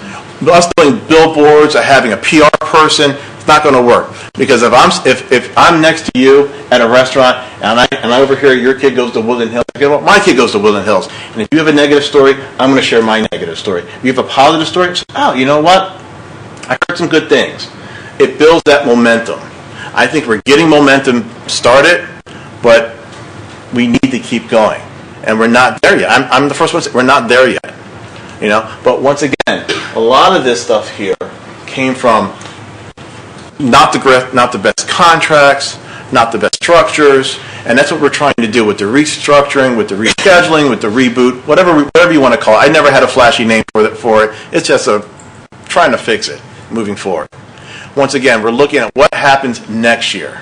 Hopefully we have a fund balance of at least $189,000, which is better than the negative because we can't submit a negative budget to the state. So we're good. If we can manage tighter, because you're right, there are estimates. So if we can come in under, unlike the communities and schools where we came in $6,000 over, we're good. So then we see how this tweaks. And then we look at other ways we schedule, other ways we staff, other support services. We could be okay. And then we build that momentum. Because next year, this year, or next school year, they can't say, well, this happened last year. Because we did pretty good this year. We did pretty darn good. So if we get 1 year in a row, 2 years in a row, 3 years in a row, then we have momentum. And then people go, you know what? When was the last time that happened? We had 0 expulsions this year. I met with the Juvenile Justice Committee. They said, what are you guys doing there? Because we're not getting referrals anymore. They transferred a probationary officer off of us and moved them somewhere else. I said, I hope someone didn't lose their job. They said, no, we're just not getting the calls out there at Woodland Hills anymore. What's happening? Can we see what's going on? They asked us to join their roundtable to help consult with them because what we're doing is positive. Is it perfect? No. But once again, the millages, the cost of doing business here, we're not adding more. We're just trying to keep up. And I think if we could tweak some of these contracts that were written that keep renewing over and over again, like the copy, that kind of stuff, we still have fuel costs that keep going up. But these copiers and multifunction machines that we have here, and people just are printing like crazy. We're auditing ourselves. We brought 3 companies in. One in particular, really good, offered us a great deal, but we still have a 1 year left on its buyout. So they're going to offer to buy us out and do some stuff. But looking at safety, we're looking at restructuring our safety. We have a school safety coordinator now, looking at hiring an assistant one, and retooling some of our school resource officers. We're coming down 1 police officer at the high school, just not needed. That's over $100,000 savings right there. Next year, do we still need a police officer at the high school? I would highly doubt it. With the staff, the work that they're doing there, we probably won't need a high school officer at the high school. They can drive by, wave, check the parking lot, and leave. Or come in and say hi. But safety now is always a concern for us, but it's not a priority anymore. We're looking at academics. The newspapers have done articles about our academic programs. When's the last time an article was written about academics at Woodland Hills? All the programs. They were highlighting students all year. So, once again, I think that the budget we put forth is a solid budget. Is it perfect? No. Can we just white everything out and correct everything at one fatal sweep? We can't. But we're working on it. And taxes, I know, because I just found a place here. So I understand taxes. But we have to keep everything running and operational and keep the state off our backs and have a minimal balanced budget. And that's what we have. With increased supports, increased programming, and academics that are being trickled down from kindergarten up to 12. What other questions do we have? I have another question. I have a question and some statements. The expenditure analysis for projected. Yeah. So the this was hopefully a simple question. Transportation services there. I'm just curious how much of that is allowed for our charter school students versus our home district school kids. Well, we have the same number of buses. Mm-hmm. And since the Promise program is now going back to the schools, we haven't had to add more buses, but the costs... We had that number one time. I think it was over $3 million to transport the charter students out of the total transportation budget. That increase is basically the 2.5% increase plus some additional cost because we're adding on... But let me rephrase my question. Okay. Of our total transportation services budget or expenditure, what percentage of that accounts for children going to charter schools? Half. Yeah, I think it was close to half. Okay. And yeah. That number, correct me if I'm wrong, is not reflected in charter school tuition, correct? Correct. No. So the students that we bring back, we're actually getting money from 2 pools of money. Well, we would still have to transport them because they're coming to us. Right, but they But we might be wouldn't able to pay- ride our buses anyway. Oh, yeah. So we would save money. We would save money on the tuition cost. We still have to transport the number of bodies. We don't lose the number of bodies. Mm-hmm. We are just transporting them not to our schools, but we would reduce the tuition costs. Sorry, but to clarify, the buses that we're running are not all full to our schools. So theoretically, if we were to get a whole busload of charter school kids back, they could theoretically fit on the buses that we're currently operating to our own buildings, and we would save a bus cost, so that $40,000 a year or whatever it is for that bus. Siobhan's not here.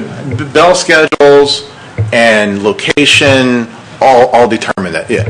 So basically, I guess what I'm saying is the greater number of schools that children attend, be they our schools or not, the greater our transportation costs are going to be. Yes, because we're more fragmented. Right. So then, so Yeah. if we have more kids going to our schools, which are on the same bell schedules, etc., that's fewer buses. Less variables going somewhere Less else. variables. Yes. It might not be like a 1-to-1, but it's right. So essentially, again, the more kids we win back to our schools, that's even more money on top of that 1.5 million.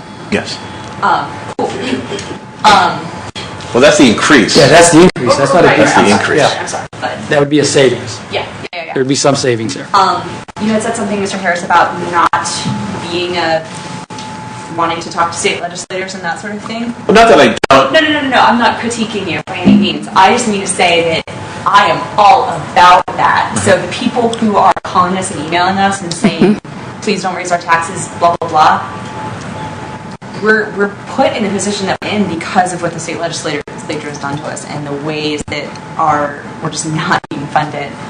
So for all of the people who are emailing me, I hope they're also emailing their state reps, because they are the ones who ultimately have the control and are ultimately driving our decisions, which just isn't fair. I mean, the low-income school districts like ours are the ones who are most impacted. And then that's my soapbox. Call your legislators. And David, you said something about demonstrating our schools as a academically excellent product, basically, as a means of attracting students back, right? And we know, it's just common sense, we're not going to go from 0 to 100 in 1 year. And that is really unfortunate. I was really excited to hear in Dr. Livingston and Dr. Wood's plans, I think it was in both of them, that one of the pieces they're going to focus on is academic growth. I think it was in both of their plans, which, unfortunately, academic growth is not very sexy when you're choosing your school. But I'm really excited to see it because it's a real indicator. And I think our graduation rate is another sign of growth, right? Like, if we were magically 100%, that'd be great, but we're not, and we're not going to be. But the fact that we keep doing better and better is, promise feels like too strong of a word, but I mean, it's an indicator that we are doing things right. And so I'm excited to see what that growth number is for next year, even if it's not going to be that magic, everything is fixed, it's going to be, this is the direction we're going in. I mean, I totally agree with you. And I do think we are doing a lot of things right. Sometimes, though, what happens is we get comfortable on, we saw some change and we like where we're at. I hear you. So what I don't want to do is revert back to older policies, older situations, older, things because we got comfortable. I'm actually the other way. Let's push. Take advantage of the momentum. Let's take advantage of it. Let's have higher expectations from everyone. And, let's make sure we're making conscientious decisions that are child-related and not necessarily adult-related. And making sure we're getting the best product out to our kids as possible. Again, it's wonderful that we have this higher graduation rate, but the question is, are these kids capable and ready for their future, for the adult life? What good is an 18-year-old going to be if they're reading on a third grade level? So that's what I'm asking. That's where where I'm asking my administration for you guys to really show me the plan for our kids. Show me what steps are we taking academically. That's where we're going to win our families back. Where there is that growth for learning, not just the growth we're better just by numbers, but that actual academic piece that we need, and that will justify the reason for these higher taxes. Well, I think Dr. Livingston and Dr. Woods just shared part of that, right? Like they shared their plan and the benchmarks that they're going to hold themselves accountable to. And the students who did close that gap, per se, on the graduation rate, I can tell you, they hit their academic numbers. They were not passed along. I know personally, I stayed on a couple weekly, checking in on them, making sure they were doing what they needed to do, because I wanted them to graduate, but I wasn't just going to pass them along. They hit their academic scores and their tests and the materials they have to submit each week, because it was important for me not to lose them. And I just met them. Do you know what? I wasn't going to lose more kids. So we stayed on them, met with them at the high school. They came in here sometimes. I've seen them on the street. And I said, what are you doing? Get your work done. And we would just go in and check, call their homes. There was a spotlight on them. And it wasn't a negative spotlight. It was, I know who you are now. I'm not going to let you fail. I'm going to stay on you.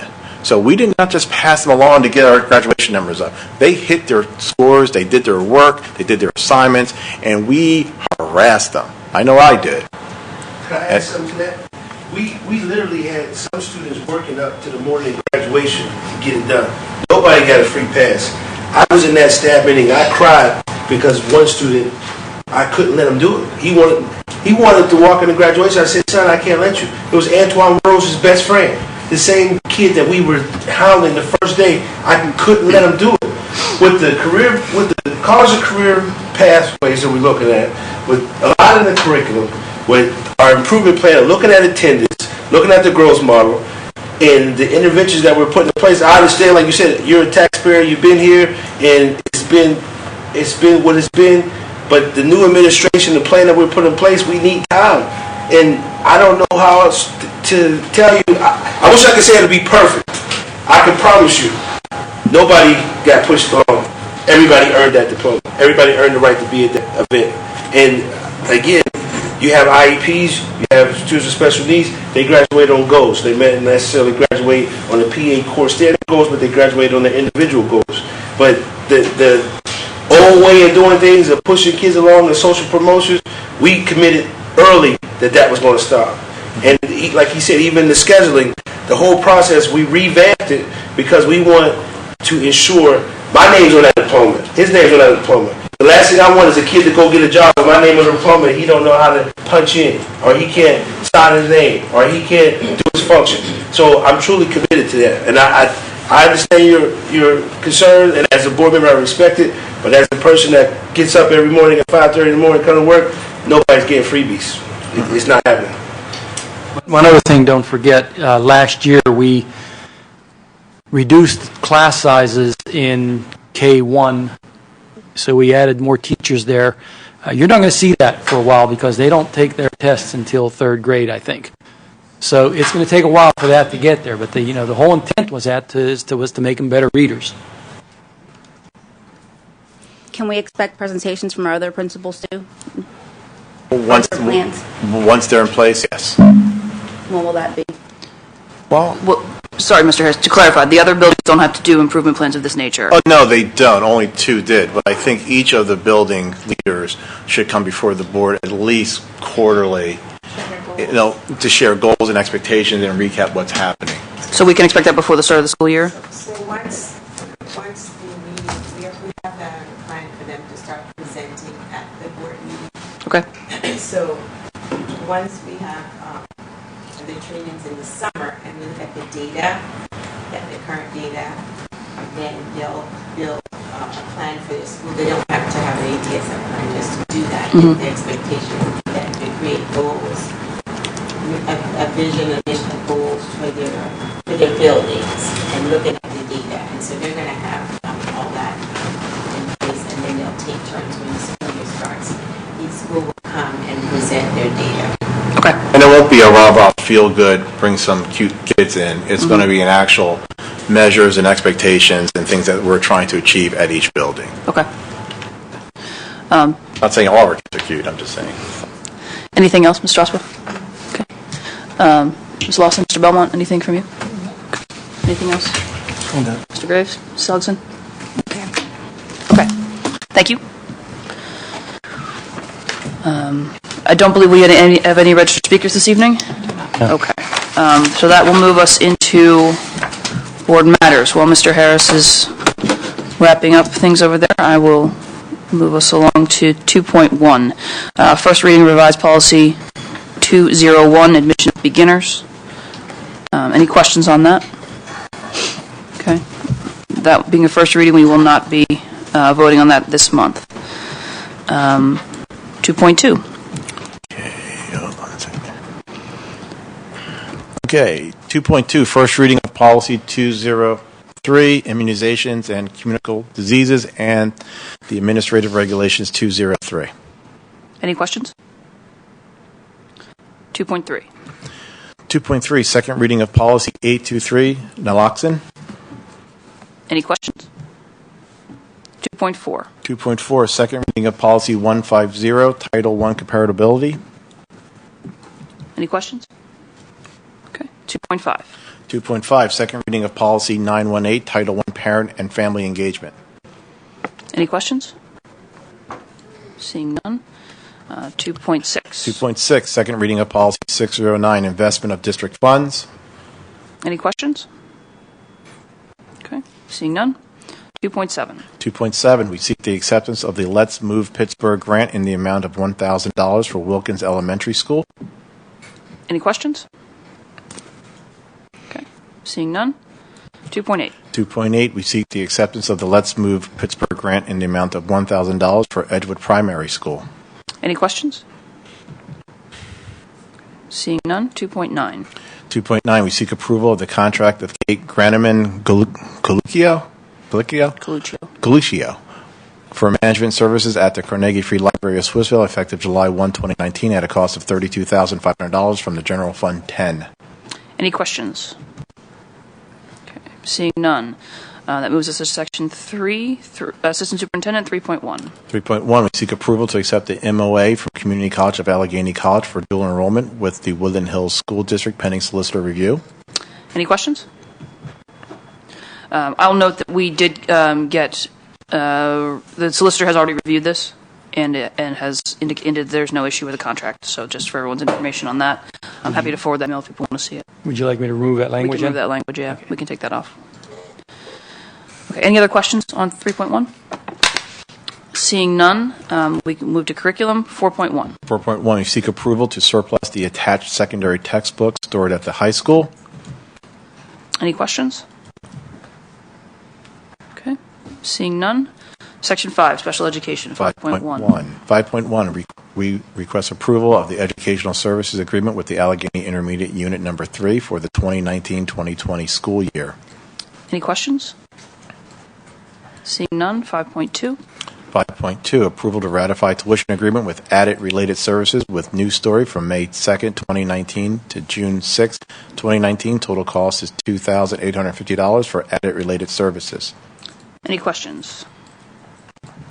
Seeing none. 5.3. 5.3, approval for a letter of agreement with the day school at the Children's Institute for the 2019-2020 school year. Total annual cost is $65,100. Any questions? Okay. Seeing none. Section 6. 6.1, CRNP contract for physicians-based service for the 2019-2020 school year. Any questions? Seeing none. 6.2. 6.2, we seek approval to accept the 2019-2020 Waterfront Learning Services contract for secondary online educational services. Any questions? 6.3. 6.3, we seek approval to accept the school-based asthma screening program letter of agreement with Duquesne University for the 2019-2020 school year. Any questions? Okay. Seeing none. Personnel. 7.1, Section A, authorization for leave. Section B, authorization for retirement/resignation. Section F, authorization for EDR mentor action. Section G, authorization for miscellaneous. Questions on this would require executive session. Any need to go into executive? Okay. Seeing none. Section 8, technology and safety. 8.1, we seek approval to renew a contract with Windstream Communications. This is a 3-year contract with a month-to-month charge of $2,547.52. Any questions? Seeing none. 8.2. 8.2, we seek approval to renew our staff laptop lease with HP Financial Services at an annual cost of $67,489.72. Any questions? Steve, just for reference purposes, how many laptops are included in the lease? 400 laptops. Thank you. Any other questions? Is that staff and teachers? It's teachers. Both. Correct? Staff and teachers both? Okay. Staff and teachers. Okay. And these are the ones you showed you were working with for a little while? Yes. Okay. Thank you. Any other questions? Okay. 8.3. 8.3, we seek approval to renew our Harris ProSoft maintenance contract financial for the 2019-2020 school year at a contract amount of $29,155.32 from General Fund 10. Any questions? Okay. Seeing none. 8.4. 8.4, we seek approval to renew our Power School maintenance contract, SIS, for the 2019-2020 school year at a contract amount of $55,887 from General Fund 10. Any questions? Okay. Seeing none. 8.5. 8.5, we seek approval to renew our desktop antivirus software from ESET at a cost of $10,310 from General Fund 10. Any questions? Okay. Seeing none. 8.6. 8.6, we seek approval to renew Blackboard Parent Link for the district's parent alert system for the 2019-2020 school year at an amount of $7,030.02 from General Fund 10. Any questions? Okay. Seeing none. 8.7. 8.7, we seek approval to renew our agreement with Follett, our school library collection system, for the 2018-2019 school year at a contract amount of $5,730 from General Fund 10. That's incorrect. I'm sorry? It's 2019-2020 school year. Oh. 19 years. Oops. We'll fix that. Okay. We'll make that correction. Does anyone have any questions? Okay. Seeing none. Okay. 8.8. Okay, 8.8, we seek approval to renew our agreement with Schoology for the district's gradebook system for the 2019-2020 school year at a cost of $17,850.26 from General Fund 10. Any questions? Okay. 8.9. 8.9, we seek approval to renew School Point website contract for the 2019-2020 school year at the amount of $7,000 from General Fund 10. This company hosts our Woodland Hills website pages. Any questions? Okay. Seeing none. 8.10. 8.10, we seek approval to renew our support agreement with Imperial Solutions for the district's computer desktop management system at the amount of $4,500 from General Fund 10. Any questions? Okay. Seeing none. 8.11. 8.11, we seek approval to renew support with Apple Education for mobile device management for the 2019-2020 school year at a contract amount of $4,000 from General Fund 10. Any questions? Okay. Seeing none. 8.12. 8.12, we seek approval to renew our contract with Curriculum Associates, iReady, for the 2019-2020 school year at an amount of $42,894 from General Fund 10. Any questions? Okay. Seeing none. 8.13. 8.13, we seek approval to purchase 25 laptops for AutoCAD design at the intermediate school. Cost is $18,723.60 from General Fund 10. Any questions? Okay. Seeing none. 8.14. 8.14, we seek approval to purchase 47 interactive monitors at a cost of $207,975 from the High School Capital Project Fund 39. Any questions? Okay. Seeing none. 8.15. 8.15, we seek approval for the purchase of 50 Cisco telephones and associated license for the Phase 1 high school project at a cost of $20,115.30 from Capital Project Fund 39. Any questions? Okay. 8.16. 8.16, we seek approval to purchase a block of prepaid network support hours. This includes remote support and on-site support, diagnostic and programming services at a contract amount of $4,000 from General Fund 10. Any questions? Okay. Seeing none. 8.17. 8.17, we seek approval to enter into a one-year subscription with MAP Growth Basics for 2019-2020 school year at a contract amount of $25,200 $212.50 from General Fund 10. Any questions? Okay. Seeing none, that moves us to Section 10, Buildings and Grounds, 10.1. Steve, that was a big tab. There's a lot of stuff there, man. I know. It's all the renewals, right? If it's okay, if it's okay with the board, maybe we take the first 12 items as one item next week as a vote to renew. We can do it as a consent tab if people are amenable to that. All right. I don't know what that means. Oh, okay. Okay. I actually did have some, I don't want to ask it now, it's late. I had some questions about Schoology. Okay. But, so. We can talk about those next week. Yeah, it's fine. It's fine. Okay, then we will not run it as a consent tab then, if that's the case. Leave them as separate items, please. Well, you can still discuss them. Well, okay. Yeah, I mean, you can still discuss them, and if you don't want to vote for one item, you just say We can pull it out 12 if we no, need to. you know. Yeah. Okay, very good, very good. Okay, 10, Buildings and Grounds, 10.1. 10.1, we seek approval of PCO-20 from Pitt Electric, Inc. for the Dixon Project Electrical Service revisions per Duquesne Light Company totaling $15,002.80 from Capital Project Fund 39. Any questions? Just for your information, this is related to the new service, the telephone pole. This is all it's going to cost. We were able to keep the pole in the same place, so there's a huge savings there. And this was all we need to do is $15,000. If you recall, it was over $300,000 where they initially planned to put the pole. Okay. Any questions on that? Okay. 10.2. 10.2, we seek ratification to authorize Keystone Electrical Systems, Inc. to make the emergency repairs to the secondary electric feed at Wilkins Elementary due to the power outage caused by the failed transformer from General Fund 10. Any questions? It's a very generous wording of that tab. Failed transformer, I think, is a very generous way to put the raging fire that occurred. But fortunately was very well dealt with by the fire department, so belated thank you to the emergency response team there. But any questions on this tab? Okay. Seeing none, 10.3. 10.3, we seek approval to advertise the RFP for moving services related to the building reconfiguration. Any questions? Okay. Seeing none, 10.4. 10.4, we seek approval of outside organizations to utilize district facilities.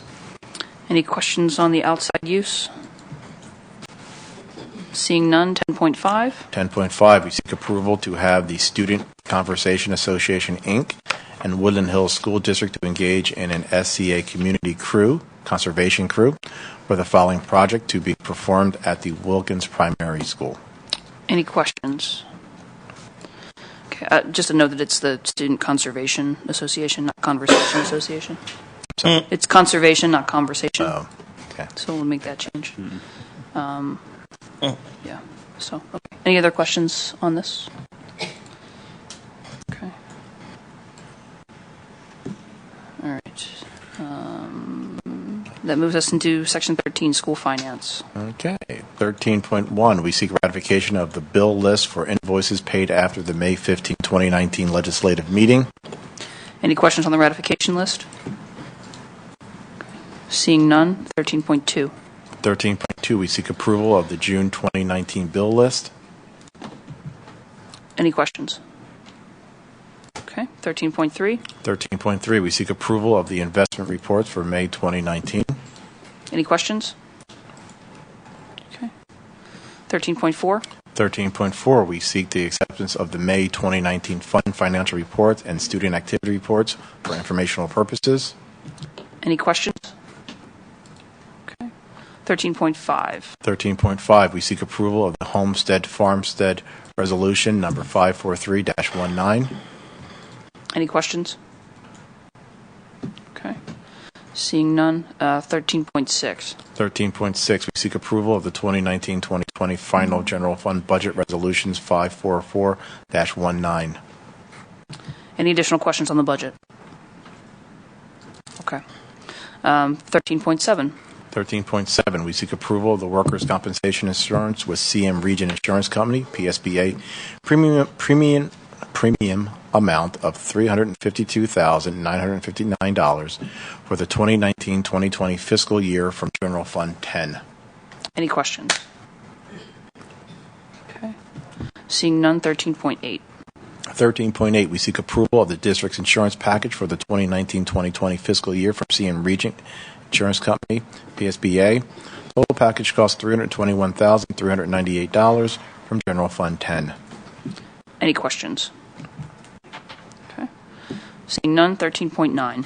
13.9, we seek approval of the PSBA, BUCS, or Bucks Basic Plan for Unemployment Compensation for January 1, 2019 to December 31, 2019 at a rate of blank per employee from General Fund 10. Okay. Any questions? I'm still evaluating that policy. I got the numbers the other day, so I want to see where it fits in, if it's something we're going to... Okay. When do you anticipate having the rate per employee? I probably have it. I just Okay. don't... Well, let's get that. I have to evaluate if I'm going to go with that. Okay. With the stopgap policy or the smaller one that we already have in place. Okay. Yeah. We'll have that in before You'll have it in business Monday? Yeah. Okay. Any other questions? Okay. 13.10. 13.10, we seek approval of the volunteer coverage insurance policy for the 2019-2020 school year at a premium cost of $950 and payment from the General Fund 10. Any questions? Okay. 13.11. 13.11, we seek authorization for participation in the Forbes Road CTC 2019-2020 revenue application, note totaling $4,400,000. Any questions? Okay. That moves us to section 14, superintendent, 14.1. 14.1, we seek approval to enter into an agreement with the consortium's Future Ready Alliance for the 2019-2020 school year. Any questions? Okay. Seeing none, 14.2. 14.2, we seek permission to change the name of the Woodland Hills Gay Straight Alliance to Gender Sexualities Alliance. Any questions? Okay. 14.3. 14.3, we seek approval of the MOU with WIA for the Woodland Hills School District Early Retirement Incentive. Are we going to have a copy of the MOU before next week? Yes. Okay. Any other questions? Okay. Okay. Is there any old business? New business? I'll note for everyone's information that we will have the ATSI plans that were presented this evening on the agenda next week. We need to approve those, so they'll be added to the agenda along with an additional personnel item that I believe will be going on related to building leadership. So that will be added to the agenda as well. Does anybody have questions about those three items, I guess, that will be added? Okay. Committee reports, with the board's indulgence, we will skip the reading of committee reports for this week. If we have time next week, we'll do that. But a reminder to everyone that our committee meetings will be held on the 26th. We'll do all the committees that evening as a result of the administration being closed on the 25th for the Kennywood picnic. So, any questions on that? They'll still be at 5 p.m. here in this building on the 26th, which is the Wednesday. Okay. That brings us to public comment. Is there anyone who wishes to address the board at this time? Okay. Seeing none, is there a motion to adjourn? Moved by Ms. Seligson, second by Ms. Strasbach. All in favor? Aye. Any opposed? Thank you all very much. See you next week.